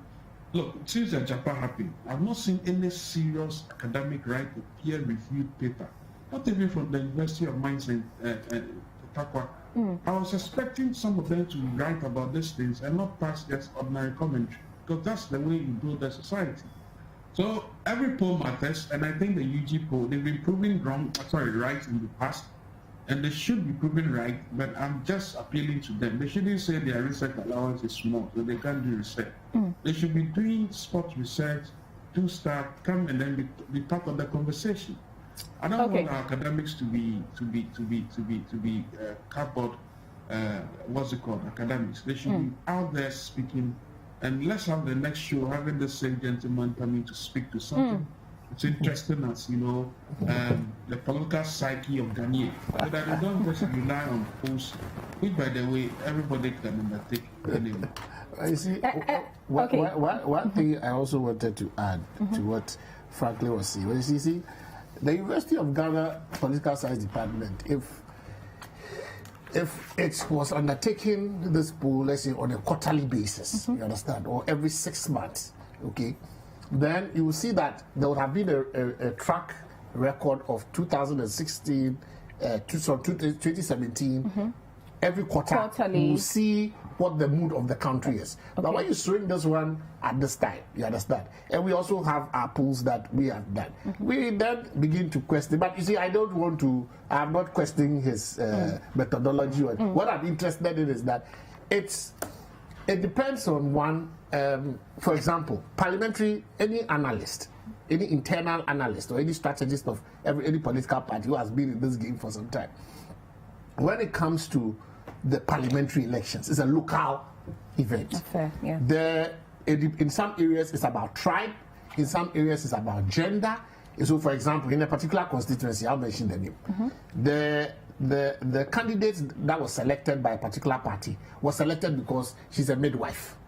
So, in that constituency, she knows each and every household. In fact, she has impacted each and every household. Someone may be selected because he's a teacher, for example. Somebody may be selected because he's from a particular tribe. So maybe Greater Accra, you may decide to take a gun for a particular constituency. Some will take, depending on the indigenes in the area or the tribal makeup in the area, even the religious makeup in the area, you may decide. So parliamentary elections are very, very local. So most of the time, you may even be getting it completely wrong and there are constituencies in this country which vote for a particular parliamentary candidate and vote for a different presidential candidate. You understand? So it is the Ghanaian electorate is a very sophisticated electorate. But you know how I measure your popularity. You understand? If you are a presidential candidate and you want to see whether you have a potential of winning or not, just take a walk in Makola. just walk. Don't be in the car if you want to know. You understand? And it's always been my test. You know why? In 2016, NDC filled the entire Accra Sports Stadium. They filled the stadium, including the grounds. President Akufo-Addo decided to do a drive-through Accra. Okay, you go and look at the videos of these two. When you are in opposition and you see the enthusiasm and the dynamism of your supporters, you understand? These are not rented crowds. These are not persons who are bussed from anywhere. You can sense the politician knows when he or she is losing. So you look at the enthusiasm that is following both sides, and I can tell you yourself can make a guess as to where it is swinging. You don't need any polls to tell you where. We want to know what you see. Where frankly, I can assure you that it's going to be an interesting. Is it Tuesday? Monday. It's a Monday. By 12 midnight on the 8th, I'm sure all of us would know where we stand. But my presidential candidate has made it quite clear that from where we sit, there is absolutely no way that the NDC is not getting a majority in Parliament. It's not even foreseeable. My presidential candidate has made it quite clear. And when in Ghana, when you are carrying the parliamentary vote, you know where your candidate is going. So for us, we are very, very clear in our minds. The polls have done what they have to do, but let's hear from you on the polls. Franklin has touched on the kind of questions that were asked the respondents. What do you also make of it? Well, I think that every poll has value, and I like the fact that he was able to give a very detailed breakdown from the purposive to the simple random. And so in terms of methodology, I don't think that there are any gaps one could raise. I think that the most important thing is where Franklin highlights that, and also Nisi is the same thing, that how frequently are these being done? If it's just a one-off just before elections, then nobody knows you have these credibility issues. Probably prefacing it with a bit of the earlier ones and the trend so far. How did it compare with the actual? Who potentially have given us a good understanding of the track record of the Political Science Department of the University of Ghana when it comes to these polls, and that would be useful in putting some confidence in people. I noticed that me avoided contesting the result according to this. No matter how many times you raise it, he just went around. Yeah, he wouldn't comment. He's sticking to his internal polls. Absolutely. So I think the Political Science Department can do more. I think it should by itself do a compare contrast with previous polls and tell us how well has it fared with these polls. That would be useful information. And then if we're able to assess more at the sector level, I think the global level only tells us who's going to win, who's not. At this point in the history of Ghana, we need more than just who is winning and who is not going to win. We need more information that gives us a sense of what is going right, what is going wrong, so we can use that as an informed position in terms of advocacy, etc. So we're expecting much more from the Political Science Department. Doc, the kind of questions that were asked, a number of them. There's a part where you asked about government policies that best resonates with the people, also the believability in the NDC's manifesto, for instance. How did you arrive at these questions? Well, we observe, manifesto is something that is public, okay, and that is what the political parties are giving to the people. Yeah. So that is the basis for which we have decided to ask the people as to how the policies or the manifestos are going to. Let me show you how you should have asked that question. It's a suggestion. So instead of asking about the believability of the manifesto, is vague. What you should do, maybe, is to actually take some of the points that have been made in the manifesto, the big ones like the $1 billion, $10 billion push, or you go to the MPP's manifesto and say the one they want to do to resuscitate education, 250 million, something thereabout, and then ask people, do you think this is doable? What would you prefer? Do you think the manifesto answers critically your issues? And that way you elicit responses that you can use to write a detailed paper on what sectoral issues people focus on, rather than just ask somebody what believability of a manifesto is vague. You probably need to do a bit more so that you can get the sophistication that you want to get. And actually, as an added-on, you then could do a very good paper and come out and say, look, of all the manifesto issues, questions that were asked, people are rather interested in maybe, what's it called? They are rather interested in maybe electricity rather than parts of big roads somewhere. Let me give you a reason why I'm saying that. So, at the risk of sounding as if this is a counter poll, there's a poll I did. I mean, these are private polls, by the way, for an MP in the constituency in the central region. Now he's supposed to be winning, of course. He's won several. He's an incumbent. Then, when we drill down, went to the towns proper, and ask certain questions about what is it within this town that they haven't seen, apart from all the things the president has promised. One small area told our respondent, told our enumerators that there's a meter that is giving them a lot of problems. Apparently, this MP has been doing so well in the region that even the persons who were now complaining about the meter continuously giving the impression that they will vote for him. So when we finalized the results and we saw it, he went back to that small area and asked an elderly man, so you have this problem, what is the problem you have here? People say, oh, meter, no negative. He said, but I've been coming here for eons, forever. You've never said anything. You only tell me you promise me you vote. The guy's response was, well, I saw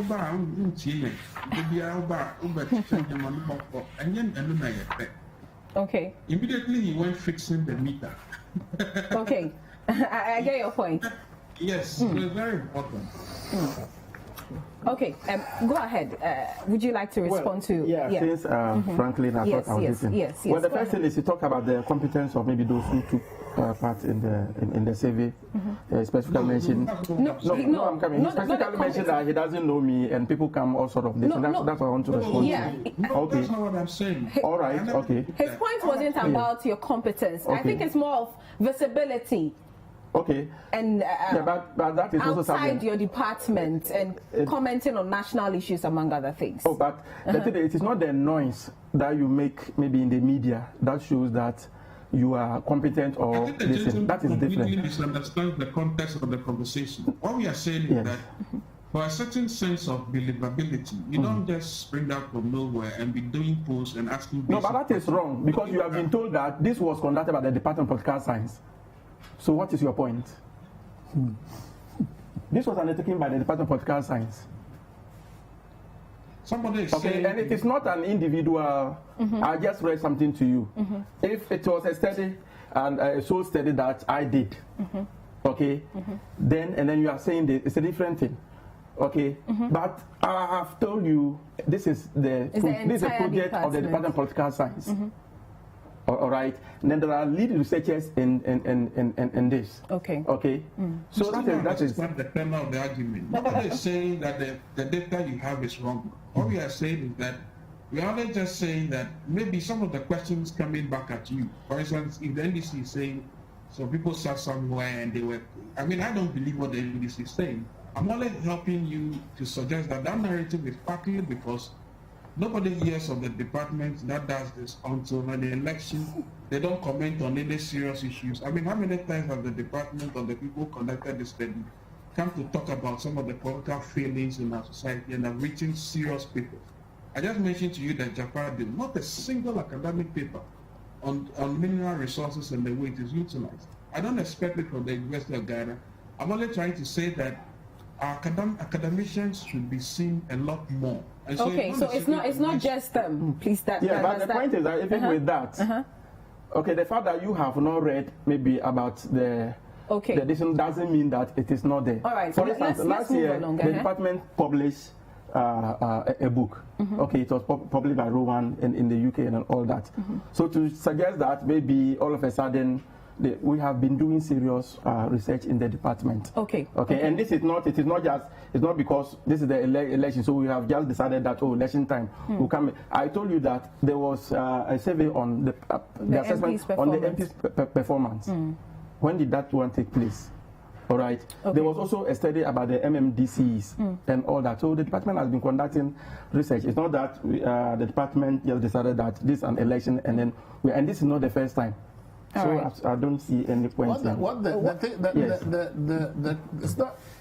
You see, for example, there are polls that are daily, there are polls that are weekly, there are polls that are monthly, there are polls that are quarterly. The idea is that when there's a shift in opinion because of the evolving nature of issues, it is easier for you to say, look, in 2017, for example, in 2017, free SHS was such a major policy initiative, that this was the reaction of Ghanaians to it. Obviously, in 2018, things will be different. The financial sector cleanup, for example, what has been the impact to the ordinary Ghanaian? You understand? How has it shifted moods and attitudes? Obviously, a government that came in from 2016 was freshly elected. Its performance averages would be different as the year changes year to year. Then coronavirus, which is a major, has changed everyone's lifestyle, everyone's, the lockdown, economic activity. So when you have that, and then you are making an analysis and projection based upon a track record of 3 years of maybe intense research, it is a bit more difficult for people to just write you off for it, because if you have done that kind of intense research, as some of the political parties have done, we would have identified things that has changed our strategy and our communication messaging. Okay. But you have done one, and you are seeking to say that based on that one off poll, this is what you are projecting to be the response of Ghanaians. You're telling me that a lot of it is off, but hey, that is your projection. So nobody is going to attack you on your projection, but we tell you that it's very consistent with some of the things that we have also gathered. But you have a right to project what you have put out. Just that if you had done something that was you could go back to and look at and say that, look, this is what we did in 2017, this is what we did in 2018, this is what we've done in 2019, and so in 2020 this is the changes and this is the reasons why these have changed and this have changed. I'm sure that you find less critical voices than what it is that they are. I think it's something the department would consider. Yeah, exactly. You're still watching The Big Issue here on City FM, on City TV, and you're listening to us on City FM. We are talking about the survey conducted by the University of Ghana's Political Science Department.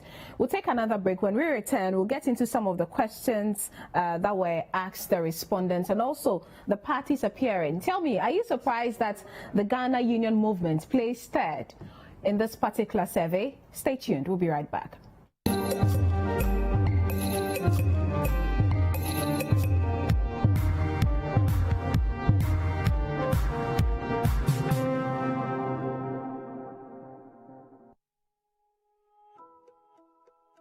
2 weeks ago, I had nowhere to turn to. I needed funds urgently. That's when I ran into Wafakofi. It's you, Wafakofi. Hello. It's good I saw you here. Really? You know, with businesses restarting after the lockdown, getting funds has been really difficult to pay for some of the goods in high demand, and my supply is no longer selling on credit. Sister Ama, my financial partner is Advanced Savings and Loans. Advanced stayed by my side all through the COVID crisis. They offered me grace period. They also gave me advice on how to manage my business, and now they are here to help me clear my containers by offering me a loan. Are you sure they are giving out loans even during the COVID pandemic? Yes, Advanced Ghana has you covered. So that's how I got a loan to stock up my shop.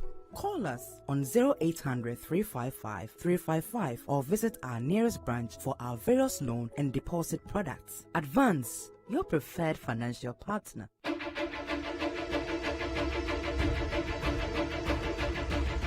Ghana goes to the polls on December 7th, and City TV gets to work. From 6 a.m. on December 7th, bringing you all the action and reports with our correspondents covering all 275 constituencies. Be assured of exhaustive and definitive coverage of Ghana's 2020 presidential and parliamentary elections. Our team of seasoned journalists will dissect the issues and give minute-by-minute account of the election. Bernard Avler, Vivian Kai Loko, Kojo Akoto Boateng, Nathan Kwa, Frema Edunyame, Abena Nyamekye Ampadu, Salom Adonu, Umaru Sanda Amadu, Zoe Abu Bedu, Duke Mensa Opoku, Nana Tufo, the Election Bureau, Ghana's election covered. Coverage starts at 6 a.m. on December 7th on City TV and 97.3 City FM.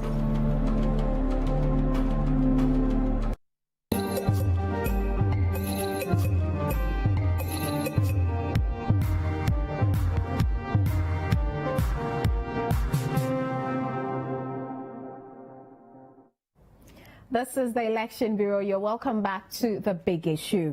Before the break, we were having a conversation about the UG's survey by the Political Science Department on the elections. Doc, so let's look at the questions you asked the people and the response you got. Yeah.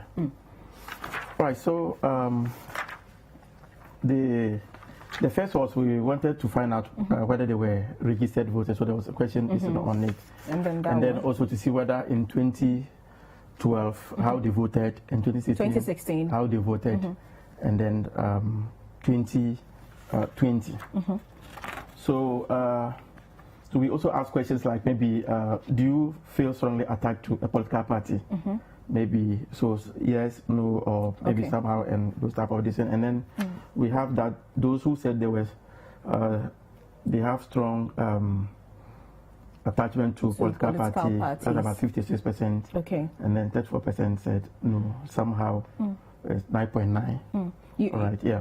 You also asked them about government policies that best resonates with them and may determine their votes in the 2020 elections. That's why you mentioned free SHS. Those were the options you gave. Free SHS, one district, one factory, planting for food and jobs, NAPCO, Galamsey, $1 million per constituency, 1 million per constituency, banking restructuring, that was also in there. And that question was divided into two. Was it for the positives of the restructuring and the other side? Or is that what you sought to achieve with that? Yeah, so which of these government policies resonate well with you and they determine your vote in the 2020 elections? So we had the banking restructuring, that's 83, and then banking restructuring negative. I think there was this, and they were together. Yes. But one thing that people have sought to ask is how corruption did not feature in the elements you provided as options to the respondents. Oh, okay. I think in one of the questions, corruption was also part. Okay. Which question was that? If I could just check. Yes. While you look at that for me, Adam, the rankings, MPP is on top, NDC second, and the next person in line was the Ghana Union Movement. Did that shock you as well?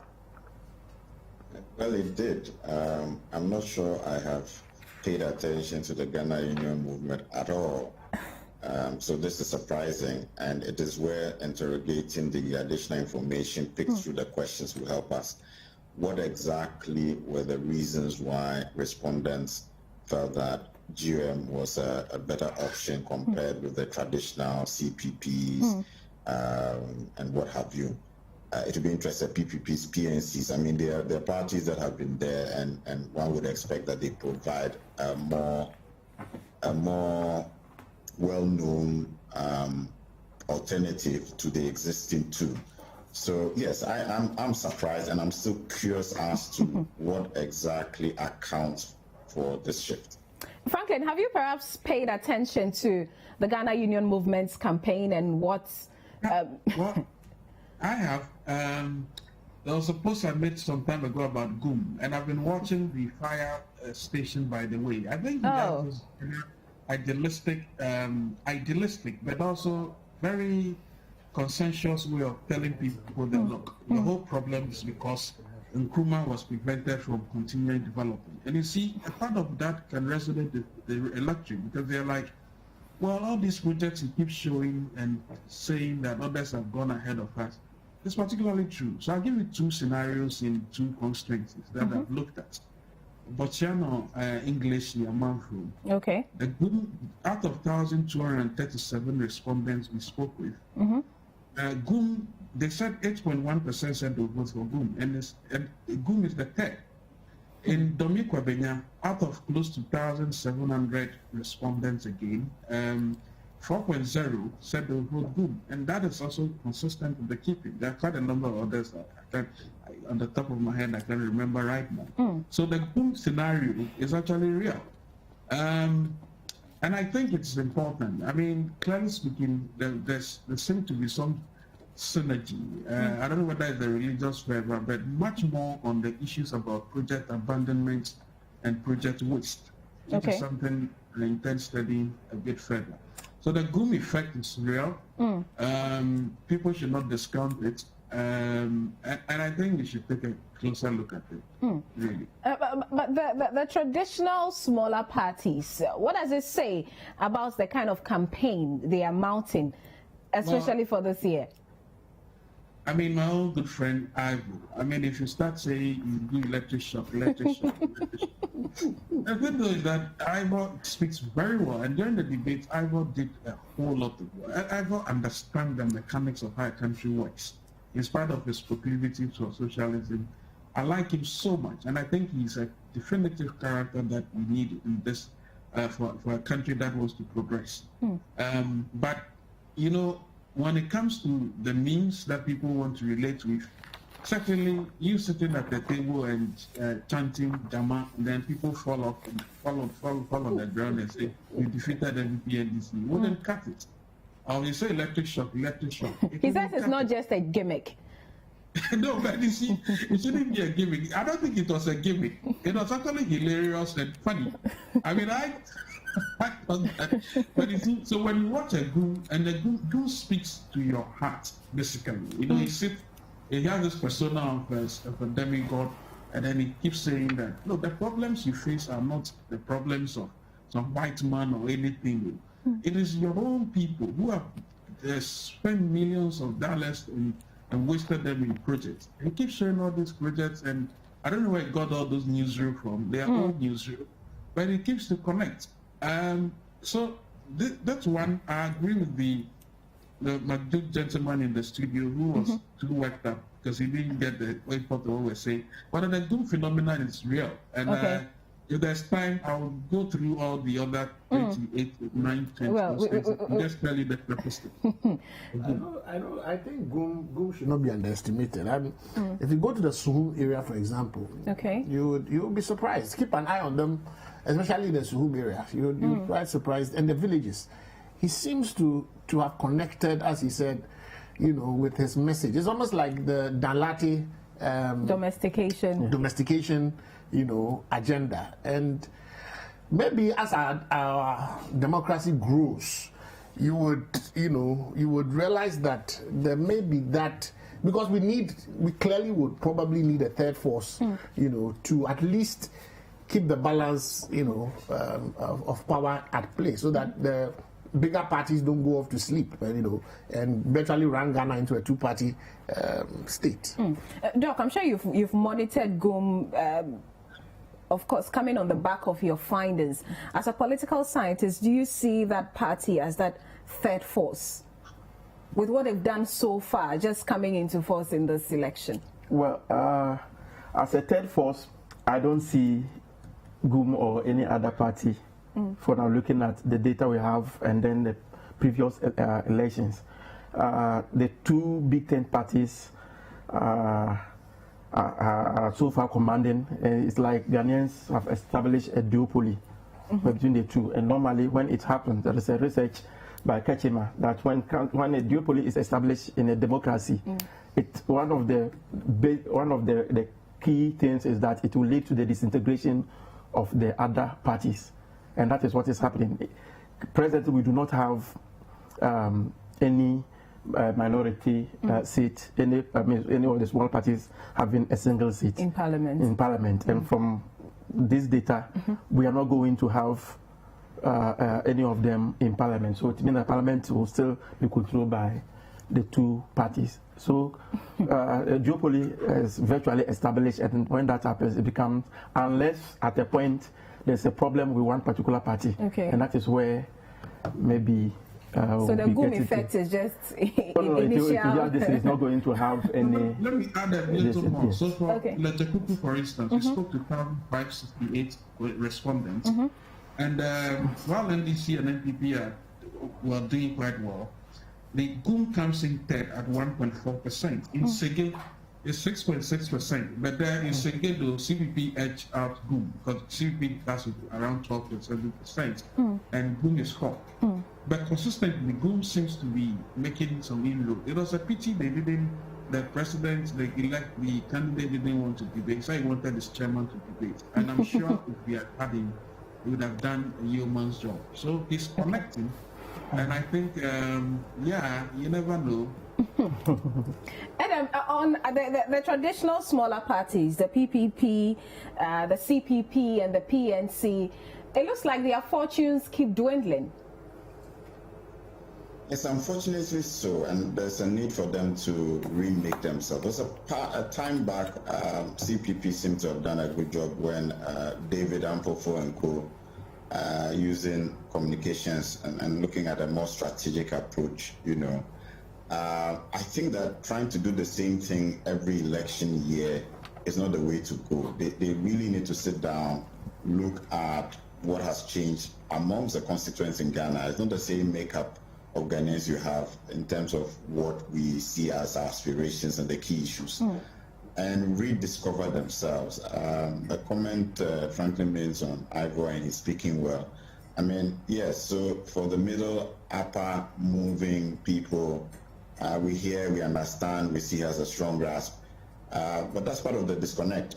Every election year where I've moved out of urban cities into rural communities, and I kind of compare what I hear on radio and the discussions on the ground, there's an absolute difference between what is raging on urban center radio FM and what the people in communities are talking and focusing on.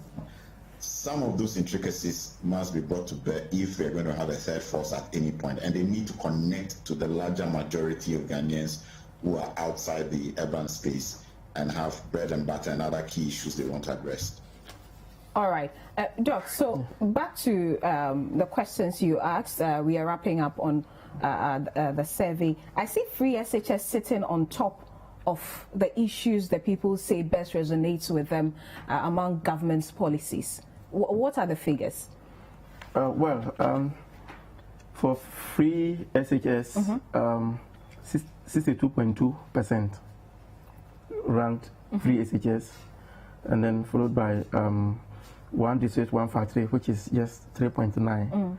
Planning for Food and Jobs 5.0, NAPCO 4.2, Anti-Galamsey 1.2, One Village, One Dam at 8.9, 1 million per constituency, and then 0.6. So very different. So in your first interview with Franklin and Adam, they said that in 2016 corruption was it was a major issue, but in this particular decision, it's like the free SHS. People are talking about this, and presently, as we speak, you can see that there is an intense competition over the ownership of free SHS.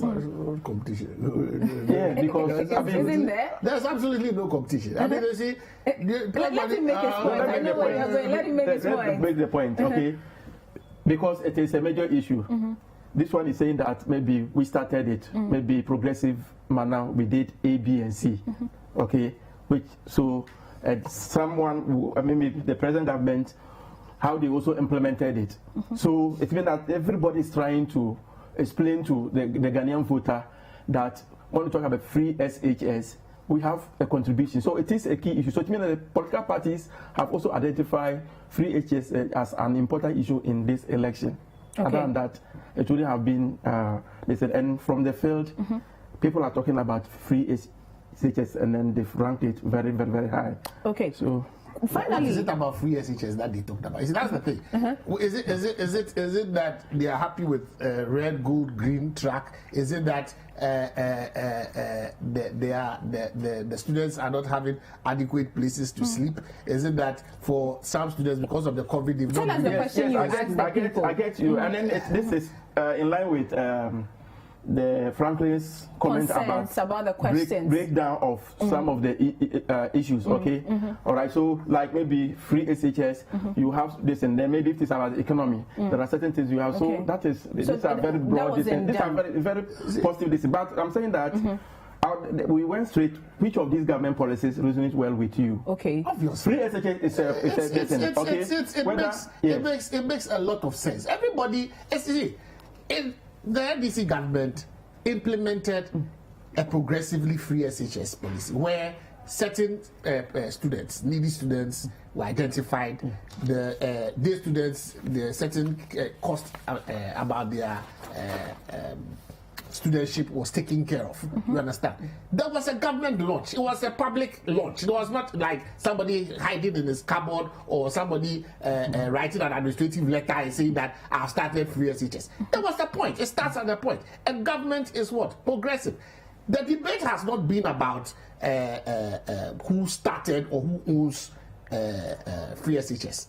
When President Nana Akufo-Addo started a universal free SHS, which means that from first year, it's a uniform approach towards the free SHS. What President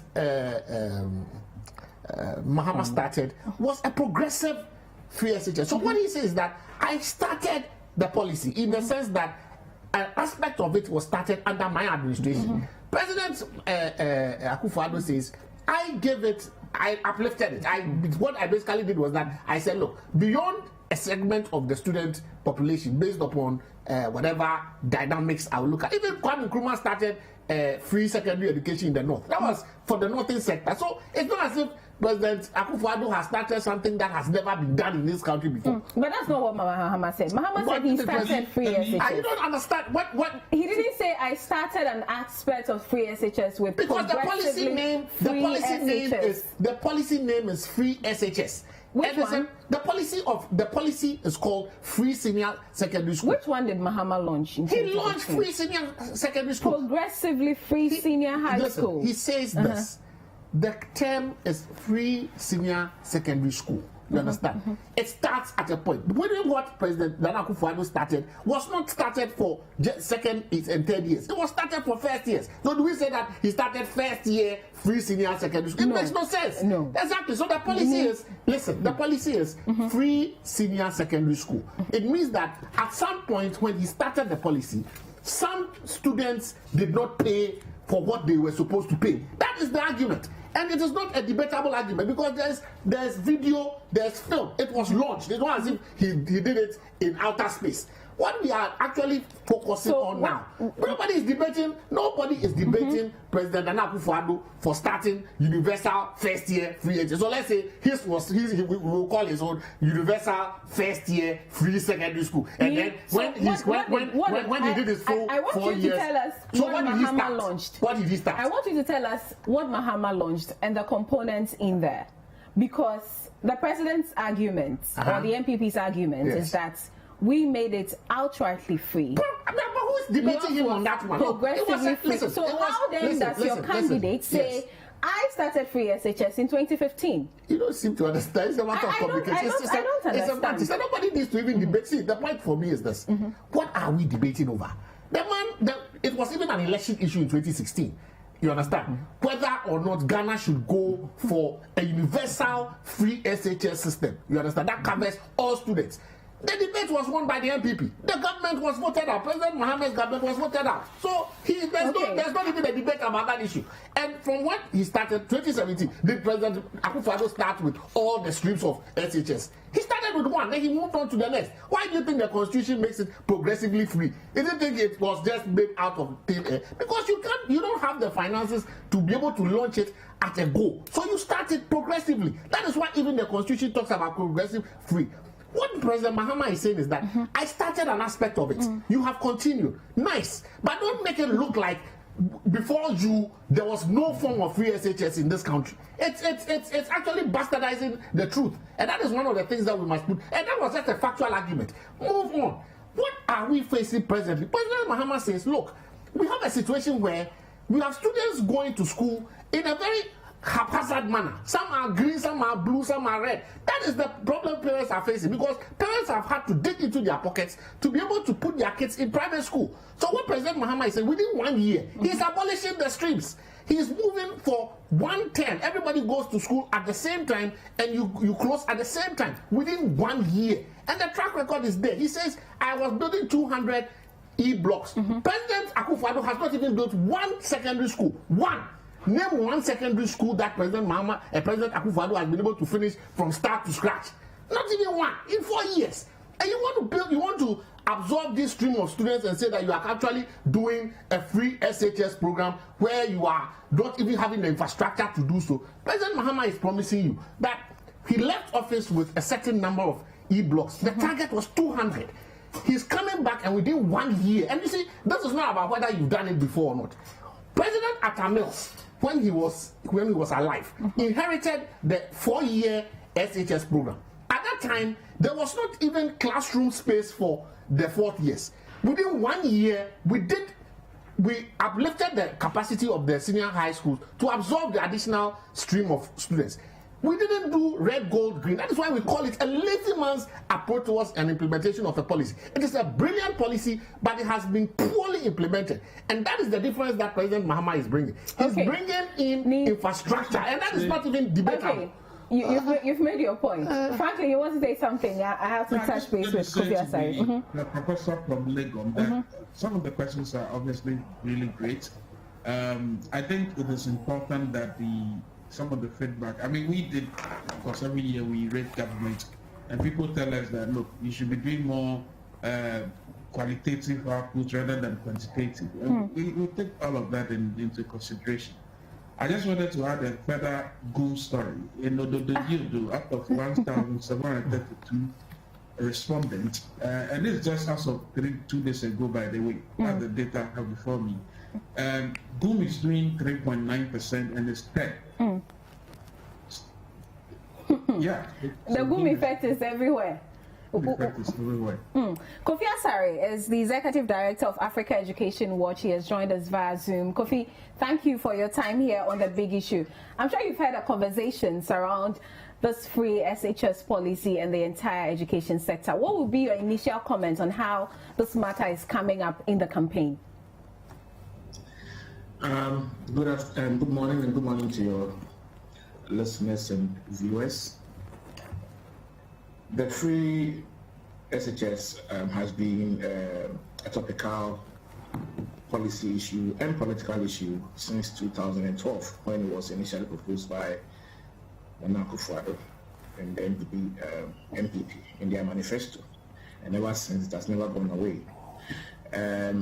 Its resurgence in this year's campaign is never surprising, in the sense that it is the flagship of the ruling government. Of all the policies that they said they will implement, the one that impacts the most in terms of the numbers, in terms of reach, is the free senior school. And so one wouldn't be surprised if the free senior high school took a center stage in the policy discussions ahead of elections. In the same way, since the opposition party is also aware that the reach and coverage and the impact of that policy is massive, it may strategically try to also either downplay its importance or try and minimize the extent to which their opponents ride on the back of that policy's success.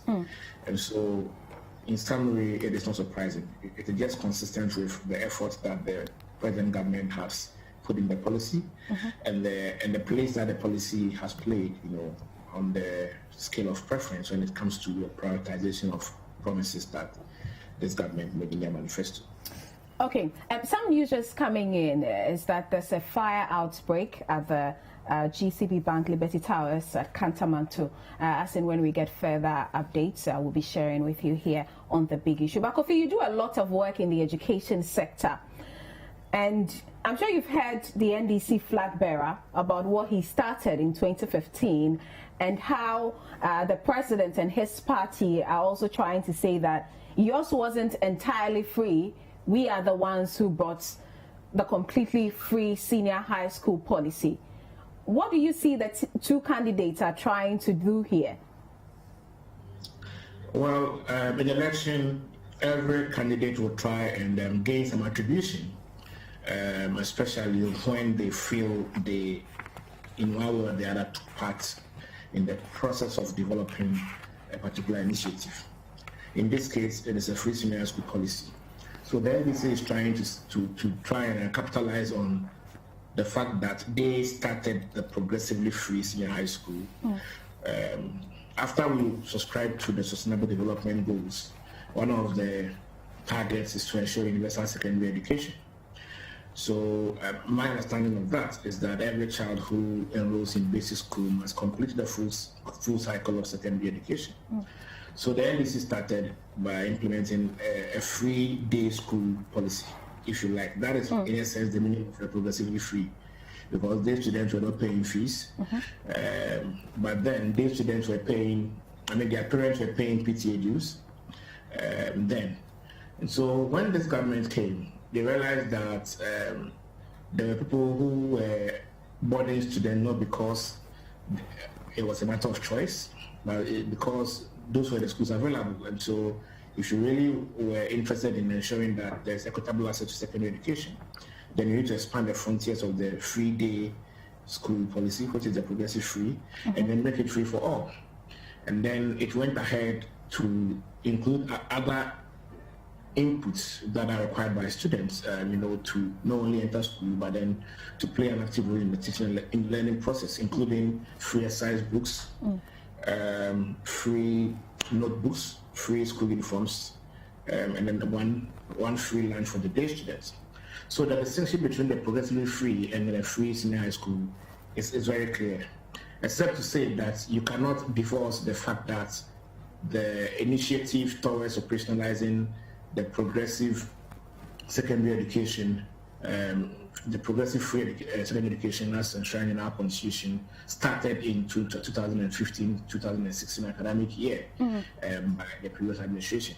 But of course, governance is a continuum, and so I would expect that we vote for new government not to repeat the same, not to repeat the same thing that the previous one was doing, but then to improve upon the good ones that they were doing. And so having a free, a more comprehensive and more universal free senior high school program is obviously an improvement on the earlier one. Let me quickly say that I heard someone raise the issue that all we have is universal secondary education. No, all we have is not universal secondary education, because in the first batch, for instance, about 90,000 students could not go to senior high school. The data suggests that about 468,000 candidates wrote the BEC in 2017. And out of them, only 360,000 went to free senior high school. And so about 90,000 did not transit. We are not going to have universal secondary education until everyone who enters kindergarten completes secondary school or senior high school. That is universal secondary education. But we still have restrictions in the policy, in the sense that if you score 9 in at least maths or English, you will not progress.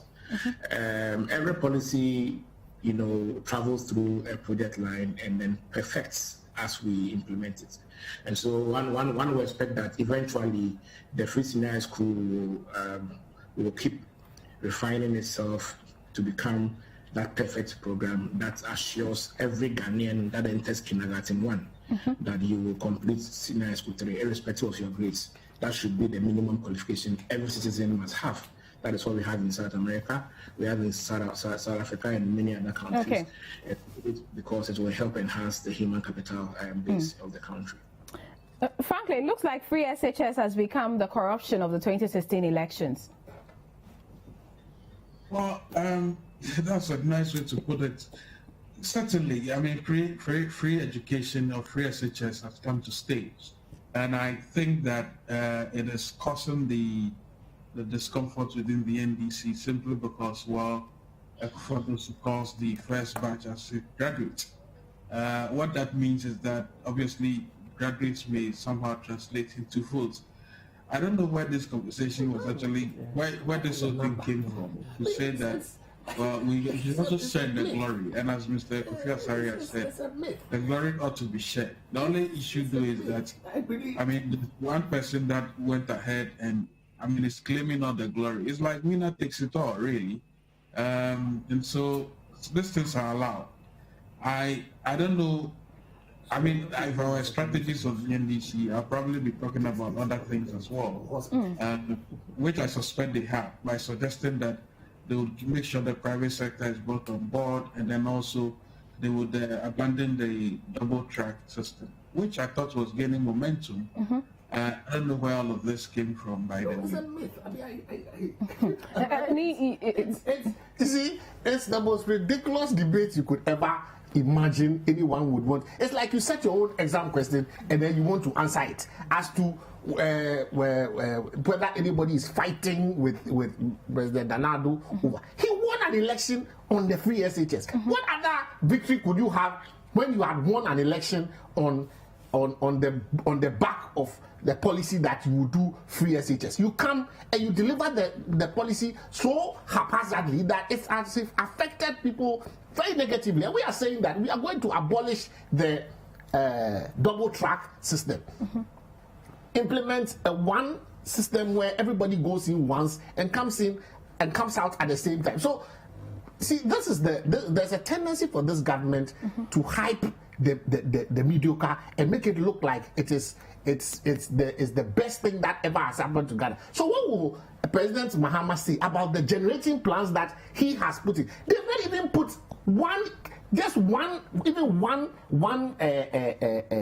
generating unit.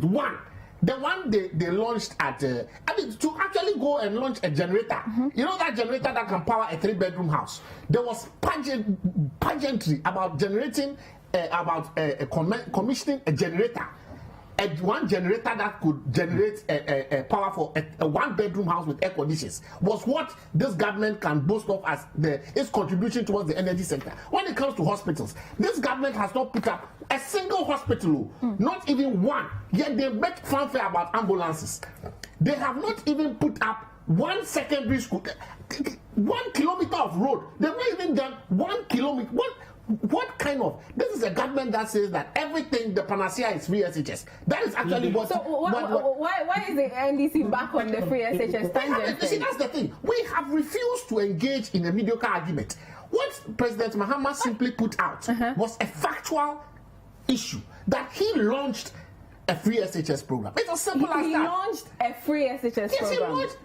He launched the free SHS program. You have taken it from a particular beginning and you have actually exponentially increased. Congratulations!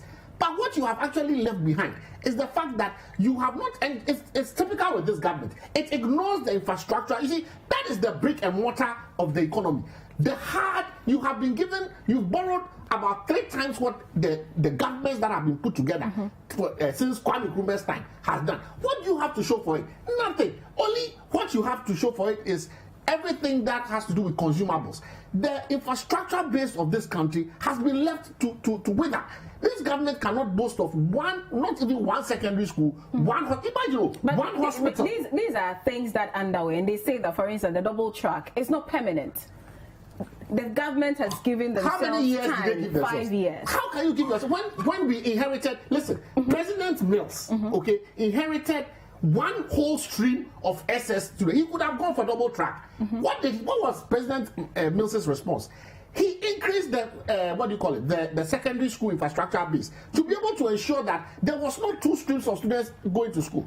When we were in power, there was schools under trees. We completely eliminated that program. Now you have actually brought it back. The shift system that we eliminated under our government is what the president has brought back. In Greater Accra, We used to have, if you are familiar with I know about the shift system. So you go to school in the morning and you go to school in the afternoon. But these are different tracks. They don't go to school morning. It's about the same system. It's the same thing. It's really not. And it's about expanding, increasing access to many people. So how many students do you want to shut the door to? Listen. When you compromise the quality of education by allowing some students to stay at home, do you think that the students are happy with the current situation? They are not. Oh, then it means you have no sibling or relation who has been. I have a young man in the house who has been in the house for almost 1 year. Why? Almost 1 year because of what? Because of this track system. Because the person went to school. COVID-19 and then the schools were shut and all that. I don't think the tracks have been affected. If you had the infrastructure base, you understand. If you had completed the 200 E-blocks that President Akufo, you say that President Mahama did not turn them into boarding houses. So what you will do is to improve it by adding boarding houses. That is a more progressive way of looking at improving education. You don't come in and say, oh, because you do a double track system and it's the easier and the lazier way of managing a crisis. So let me go ahead and do it. It is the lazier way of doing things. President Mahama does not opt for the lazy man's approach towards solving issues. You think double track is a lazy man's approach because it refuses to tackle the infrastructure base. Build more secondary school. That way you don't have to do a double track. That is a brick and mortar approach towards building. So how would the NDC, for instance, if the NDC had won the election? We have the track record. We have the track record. Let me ask my question. I'm taking you to let me end. Let me end. If the NDC had won the 2016 election and in 2017, say implemented this free SHS that President Akufo-Addo has implemented, how are you going to manage the intake? 200 E-blocks finished with 1 year. That is what from our target. December 2016 to 2017. Good, because once the academic year we had put it in our manifesto, you see that's the difference. We said we're going to do it progressively. You insisted. So if, for example, Ghanaians, we are done a survey, Ghanaians say we are voting for you, but we like President Akufo-Addo's approach. We want it done immediately. What would have simply done was within the 4 years, okay, we would have completed, and you see that's what you call prioritizing your expenditure. Because let if me you have the money and you have borrowed 3 times what government have borrowed, you should be able to do this. 200 schools, how much does it take to complete? Charles Kwarteng in Adenta Fafraha, Abna, free is free. If the cost is 10 cedis and you pay 2 cedis for me, it doesn't make it free. If you rather take all the costs, then it's free. So your panelists must not argue on this. The operative word here is free. What the NDC did was not free, but subsidizing the costs and parents taking the bigger cost. So they should spare us this debate. Fred from Malam, President Akufo-Addo's free SHS is not the progressively free SHS which is enshrined in the 1992 Constitution, because they have never made any reference to that. However, it takes 4 years from 2016 to 2020. What will you call it? So you say that will become progressively free. Dominic from Airport, it's high time Ghanaians stay away from the predictions. I'm sure you're referring to the survey, because 2 or 3 people cannot just sit and then come out with results. Okay, well, he told us they went to 100 constituencies and within electoral areas and polling stations. So, okay, Thomas Citizen says, okay, I think I've read this message already. The disease of the Ghanaian political discourse is the lack of clarity between the principle and the practice, the ideal and the reality. The prudence of free SHS is a traits knowledge, but the debate is about whether as a country we have resources and preparedness to implement free SHS. The introduction of the shift system called double track shows that we were not prepared. That's from Koshi in Denu, quite a long one you send there. Yakubu in Amasaman, I like the response of the NDC person on your program to the UG Political Science Department post. His colleague on another platform condemned and rubbished the 2 posts, which in my opinion was disrespectful. You say he's a good example of a communicator. Okay, Yakubu, he's smiling here. Kofi Indansoman. So the UG Political Science Department looked at us in the face and told us corruption is not an issue for the voter in election 2020. Who did they speak to? And Farouk in Tamale, good morning. Martin Amidu has justified the huge corruption in the MPP government, so Ghanaians must entirely reject him. Those are the messages you've been sending us. This is the big issue on City FM and City TV. We are talking about the free SHS debate from the campaign and how the arguments have been playing out between the two candidates. We are taking another break here. We'll be back to continue the chat. Don't go away.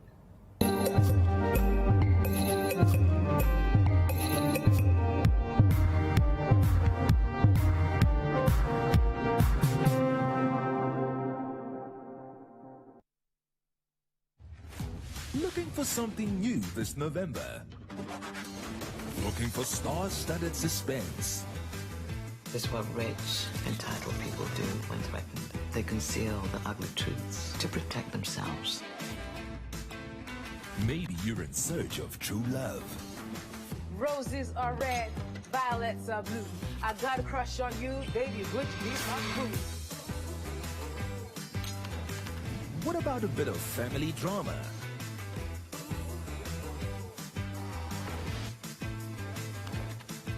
Need something to keep the kids entertained? We're ready to help with the case, Mira. We'll look for clues. Perhaps criminally good comedy is your thing.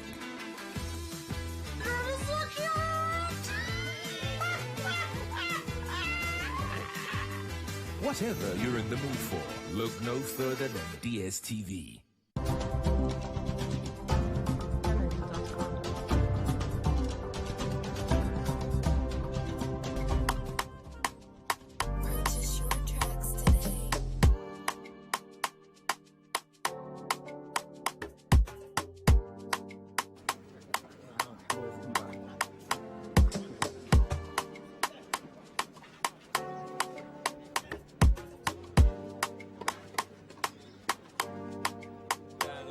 You're in really good shape. Yeah. So how has it impacted your work?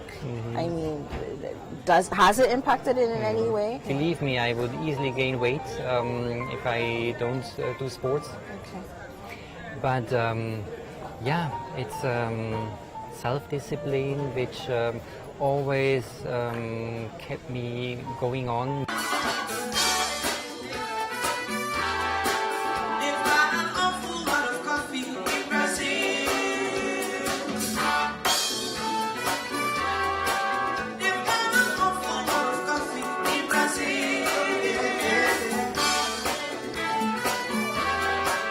Have you discovered any other genres of music that you're in love with? I love classical music, I love blues, jazz.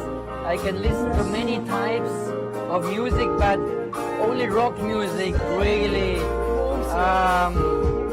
starts my emotions.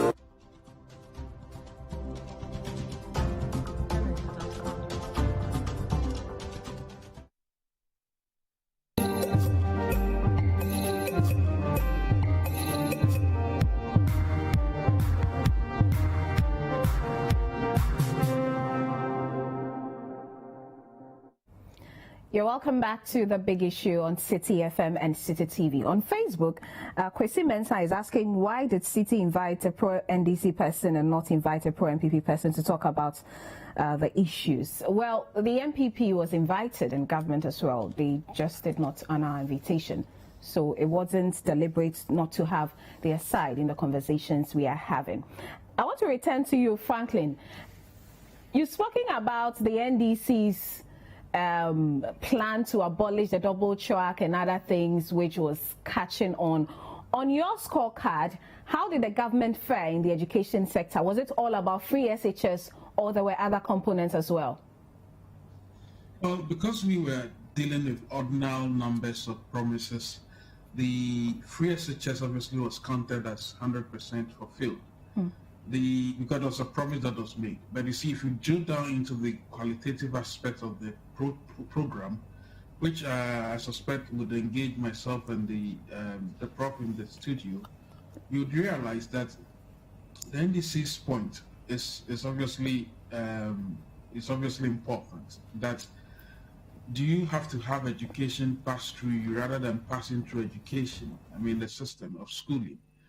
There are quality aspects that need to be looked at, and sometimes when there's mass production and then there's the problem with infrastructure, it appears that the Ghanaian will say, okay, but at least you can make do with this one. I did NDC saying, in an ideal situation, the best you could have done was to contact the private schools who were actually saying, and they've been to our offices before, showed us data that they can actually, for pound, if they got the same amount of bursary that was given to each student, they could help, and that they had spaces that could take on significant numbers that at that point. I think they were not necessarily listened to, and I remember Napo telling me that they will not do that. I didn't think it was wise to say that, because the idea was that it's a public thing, you see. But the issue is the money was following the student and not the other way around. So wherever the student was schooling should be allowed. I mean, that's what is done in other far-seeing societies. If you want to do a voucher system, if you don't want to target, because the point was, why don't you target, as Ken has said, because free SHS was taking a toll on the economy. If you are not going to do targeting and you say everybody should go through it, then let the money follow the people. Wherever he or she decides to go, then you do that. So the double track thing could have been averted if there was broader consultation and understanding that, yes, these schools could take up. I mean, there were accusations against the private schools as well, that, well, by the way, these are second-tiered or maybe, mostly second-tier private schools. We're not talking about the posh ones. And they thought, so the accusations were thrown at them for not having the good facilities, and they came up with a counter. And in actual fact, they are very good facilities, and it's business. They've invested in it. So that could have been done. Look, at the end of all of this, just 2 days ago, we held a program with some business leaders, and we're talking about the impact of COVID on businesses.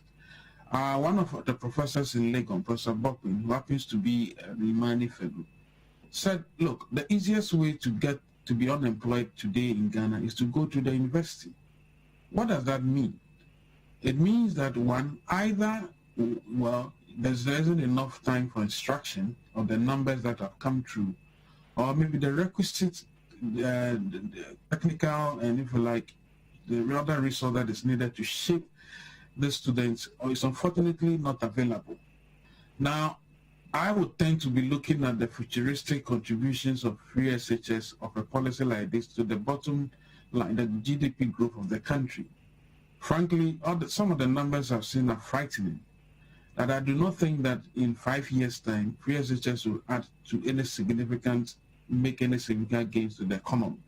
Because most of the students are grammar students, I'm sorry to say, and even those that are technically inclined do not even have the resources. It was not long ago that the president commissioned a foundry. I can bet you there are a few private technical institutions that are probably doing quite well.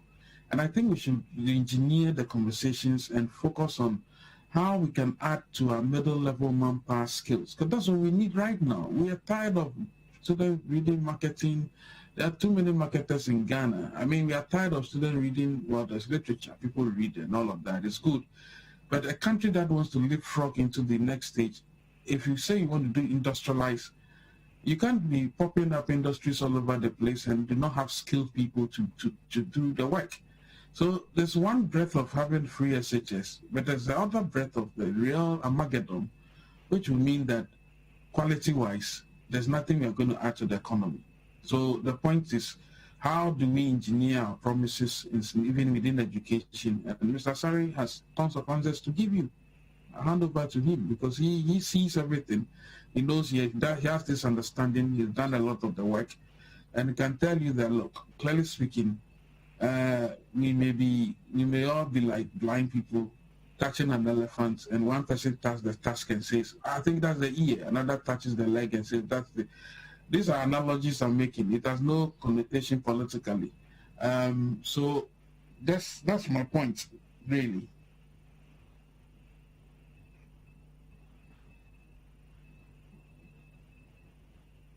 Unfortunately, I can't hear you. Yeah, yes, elections. Sorry? I'm Kofi. Hello, Kofi. Can you hear me? Yeah, I can hear you. Okay. I was asking about what role you see education playing in these elections with 9 days to go. I think education definitely is on the front burner. It obviously is the number one issue. Working in the communities by virtue of the nature of our work, the citizens believe that education is key. Everybody's talking about the free senior high school. Everybody's talking about it. All right, we seem to be having some challenges with Kofi Asari's connection there. We will try and work it for him to make his point. On Twitter, Kwekwe says, objectively speaking, children grow up every year, and one cannot suspend the implementation of interventions until ideal infrastructure is in place. To innovate and integrate children is a prudent approach as the track system is phased out. Okay, the argument Nick Papa is making, John Mahama did not say that, did not say what Nick Papa is talking about. He said he started free SHS and not some aspects as he's putting it. Well, he says it's communication and semantics in there. What is the benefit of free SHS to the nation when students are on vacation and the massive infrastructure sits unused? Isn't it better to sweat the assets? The double track argument, I think it's a brilliant one. Okay, thank you for your message. Kofi Amwa says, if the double track is temporary challenge, then what challenge is a permanent one? And did we elect a government to give us temporary challenges? Okay, thank you for your message. So the issue about education and the elections, let me reconnect to Kofi Asari to make his point. Yeah, Kofi. Yeah. And so the other side of it is that some are not happy because of the inconvenience the double track is bringing. Some parents are of the opinion that it's too much of a handful to manage a system where almost at any point in time you don't know when your child is going to school and you don't know when they are vacating. We are still in transition when it comes to trying to have a permanent free senior high school timetable, if you like, and COVID only came to worsen that particular plight. And so obviously secondary education is high on the agenda. What unfortunately hasn't taken center stage is the aspect of education that Franklin and my brother is raising, because we have always done a straight jacket, advocacy on free senior high school, and we've touted our achievements under the program by talking about the numbers, and then also recently the results. But you see, we should be discussing the equity issues, the structural issues, the relevance issues. We are running a free senior high school system where only 5% of students are doing technical and vocational education programs. 5%. If you go to Western Europe and Eastern Europe, the average secondary to TVET population is about 50%, and we are doing just 5%. The reason why they have their unemployment, especially post-secondary unemployment, in check is because about half of the secondary education population are doing TVET-related programs, whilst ours, we are doing grammar. And when we transfer to the universities, it even gets worse. Today, the technical universities now are set up to focus on producing technical manpower, middle-level manpower, are doing 65% humanities. So they are back to the same equation that the Lagos and the KNUSTs and the UCCs found themselves. The reason why we limited them from polytechnics to university, but that is not, unfortunately, on the front burner. All we are talking about is the fact that one can go to school free as the state pays the price for that. Okay, so for you, what do you want to see change? I'm sure you've had the opportunity to check the various manifestos and what the parties are promising. Beyond this free SHS and what the other party is promising to abolish the double track, among other things. What do you want to see differently for the country's education sector? For me, the most important thing we should have been discussing, or I would have wished would have occupied the discourse on policy in relation to manifestos, would have been the issue of the out-of-school children. We have a very big problem, and we seem not to realize it's a big problem. 20% of students who enroll in primary school do not complete junior high school 3. 20%. In 2009, about 720,000 children enrolled in kindergarten 1. That batch completed BEC just a couple of months ago. Just 571,000. So we are touting our achievements in access, forgetting that the dropout rate is 1/5 of the total number of people we enroll. And I would have expected to have more attention by both leading political parties in their manifestos, critically assurance of what measures they will take. The NPP only said that they are going to assign special numbers to students so that when they drop out, they will know that professors have dropped out. But we felt that proposal only helps to define the problem. But the problem is already defined. We know the problem, and then we know the causes of school dropout already. We don't need the number before we can administer interventions that will reduce dropouts or facilitate the re-entry of those who drop out. Now, within COVID, the biggest challenge is the issue of pregnant girls, because experience from Sierra Leone and Liberia suggests that close to 18 to 20% of girls are not likely to return when schools are closed for 8 months. In our case, we've closed schools for about over 9 months. And we already did our first survey in July. And out of 200 schools, 20% of the schools recorded between 1 to 3 girls being pregnant and not returning to school. So there are serious re-entry issues that have emerged as a result of COVID. And this is going to perpetuate the already high out of school children issue. And we didn't see sufficient commitment by both parties to address this issue. That is one. The second issue is the issue of efficiency in the use of scarce resources. We thought allocating efficiency would have been a key issue in our budget. Ghanaians seem not to be interested about how their money is used in terms of its efficiency. But that invariably affects the quality of program implementation. For instance, if you have a policy that says that you are going to give allowances to teacher trainees to go to teacher training college, why? Because you want to incentivize and generate demand for teacher training. That's fine. And that policy is now producing about 120,000 applications to enter college. All right. We seem to have run into that technical challenge again. But Doc, I have a question here for you. One of our viewers from Mankasim, Gideon, he says, I need to know from the doctor from the research team to explain why the selection of 67 NPP constituencies and 33 constituencies for the NDC among the 100. All right, thank you very much.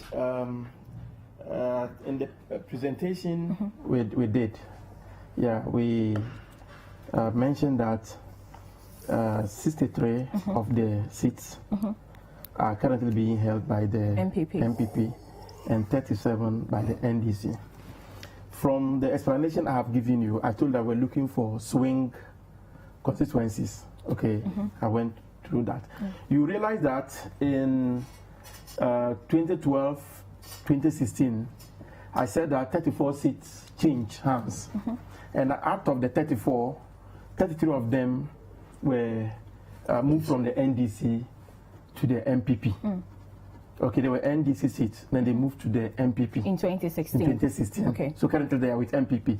So when that is added, you have, that is why you have the 63. Okay. Are you getting it? So it means that when you even take those ones, then it means that virtually you are coming to the same, about the same figure if you take this out. But presently, I mean, or from the 100 constituencies, we have 63 of them because of we targeted the swing constituencies, and most of these 33. So it wasn't deliberate to choose MPP held constituencies. No. So that's why we took our time, and then I explained there that we had 63 of them. And then this 37. That's of the NDC. So that's why you have this more. And that is why when people are talking about the 51%, and then they should look at the 40%, they should look at some of these issues as well, considerations. Yes. Okay. What will be your final words? This research that your department came up to what end? What do you want the parties to do with this? Well, the parties it is like Ni indicated, research is at the hub of maybe these are political activities. They need to know what is happening in the various constituencies. Some constituencies will be moving from maybe NDC to MPP. Some will also be coming to the NDC from the MPP. So if they get this data, they are able to identify and then what are some of the problems. Because we actually visited like the electoral areas. So there are certain areas, if you get the data, you're able to know that maybe in this particular electoral area, we are having problems over here. They can easily call their constituency executives to see that maybe what are the issues in this area and then maybe how to resolve them. So basically, all right. Thank you very much, Ni. I'll take your final words for today's program. We have to wrap up within the next few minutes. Yes. From the fact that now it's an established fact, according to Martin Amidu, that unfortunately our president is the what is the exact word, the mother serpent of corruption. Page 1 of Amidu's letter, very, very important. Mother serpent of corruption. Never in our history has a president. You're underlining it. Yes. It's very important, you know, because it's an adjective that is sad. But I think that Ghanaians generally must be reassured that that whole myth about someone being incorruptible and that they are there to fight corruption has been clearly exposed. This is coming from the office of the special prosecutor. The law is clear. This is an office that was set up to fight corruption and corruption-related offenses. The occupants therein has clearly come out to say that the President of the Republic and the cabal around him are clearly the custodians and the aficionados of corruption. And so, you know, coming from Martin Amidu, I have very little to see. 27 pages. I think everybody should take a read at it. President Mahama has promised to fight corruption and fight it not in an artificial manner. He has already demonstrated it by prosecuting his own officials. So if you cannot even get one official in this government being cited, even one, as being corrupt or being prosecuted for corruption, and every public officer that fights corruption has been booted out. I mean, the Auditor General is on leave. Martin Amidu has gone on retirement, you know. Martin Amidu resigned. The Auditor General is on leave. He's on leave. So who are the gatekeepers against corruption? Ask yourself as a country, who are the gatekeepers against corruption? The veil is off. So the issue of corruption is put aside. On the issue of education, President Mahama is promising you the fact that the double track will be abolished. Keyword, the double track will be abolished within 1 year. You can hold him to that, because if someone has the vision of putting out 200 schools, as against someone who has not even put brick and mortar to one school, then you know the difference is clear. I mean, is there a debate about the fact that President Akufo-Addo has built one school? My last one. My very last one. President Mahama is promising you quality education based upon a proven track record of infrastructure. And so your children will not be sitting at home and be doing red, gold, green. They will all go in at once and come out at the same time. Thank you so much. So you know where to put your vote. Definitely at the second place, by the umbrella. Kofi, I'll have your final comments. I want to say that we need to be a bit honest about this fact. I keep hearing people saying that the government hasn't built any new school. Which one? No, the strategy of government is to enhance equitable access to secondary education. What secondary school has the government built? Let him conclude on his points. Please go ahead. All right, we seem to have lost him. Franklin, are you on? Which secondary school? We should name it. I think let's not have a debate about it. One secondary school. Name the secondary school. Name the location. We'll take your final comments if there are any. We are wrapping up. Well, it's 9 days to the elections, and I think that in spite of the fault of the EC that wanted to be part of this, I said they were contesting in the elections, just ignore the EC. Go and vote wisely, be peaceful, don't do anything. Number 2. And then make sure that you count the votes. The vote will be counted. Number 2 on the ballot. On the grounds. And then just note the results properly. And I'm happy that in all the incompetence the EC has shown, they are quite telling us that they will manually transmit the results. And I said hallelujah, because transmitting the result manually is better than being hung in a system that they spent $150 million on. Okay, Franklin. You need to be a candidate for prosecution, whoever wins the next administration. Okay. Yes. Thank you so much. That's Franklin Kujo, President of Imani Africa. You also heard Nick Papo Samwadu, a private legal practitioner, a member of the NDC's communication team, an executive in the Chobok constituency.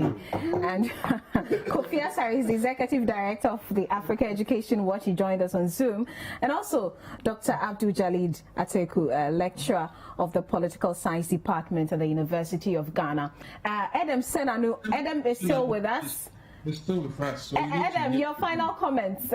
Forgive me, just a minute. No, that's okay. Well, we wish all the contenders in this coming elections the very best.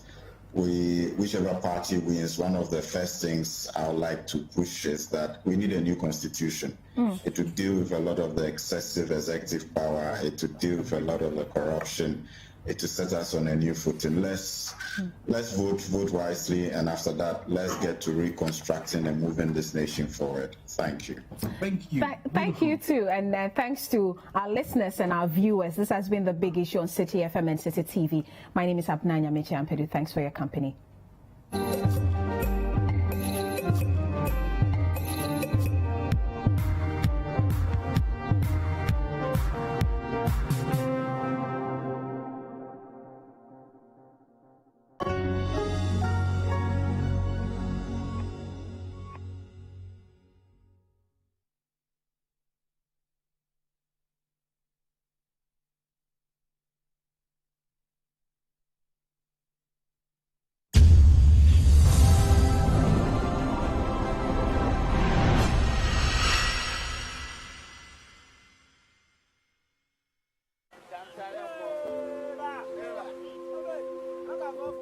Dear Your Excellency John Dramani Mahama, good evening, sir. My name is Shadrach Ishen and I come from Kujokrum in the Western region. Sir, in my young life of 15 years, I have tasted hopelessness, seen the benefit of health insurance and the pain of health insurance being taken away. I have also seen the promise of free education, and now I live in fear of free education being cancelled. I come from a family of 8 siblings. In my home, we had to toss a coin to ascertain who went to school because my parents could only pay for one child.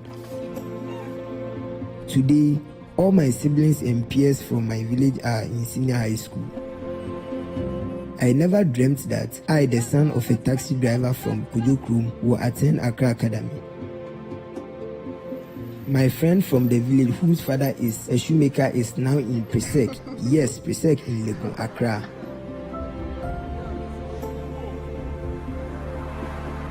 Your Excellency, my story is real. I am not acting. I, the boy from Kujokrum, is now the captain of the Accra Academy soccer team and the sports prefect as well. Again, my name is Shadrach Ishen. You can cross-check. With all due respect, sir, were you not a beneficiary of free education, although you came from a privileged background? So then why, Are we, the children of the poor, not good enough?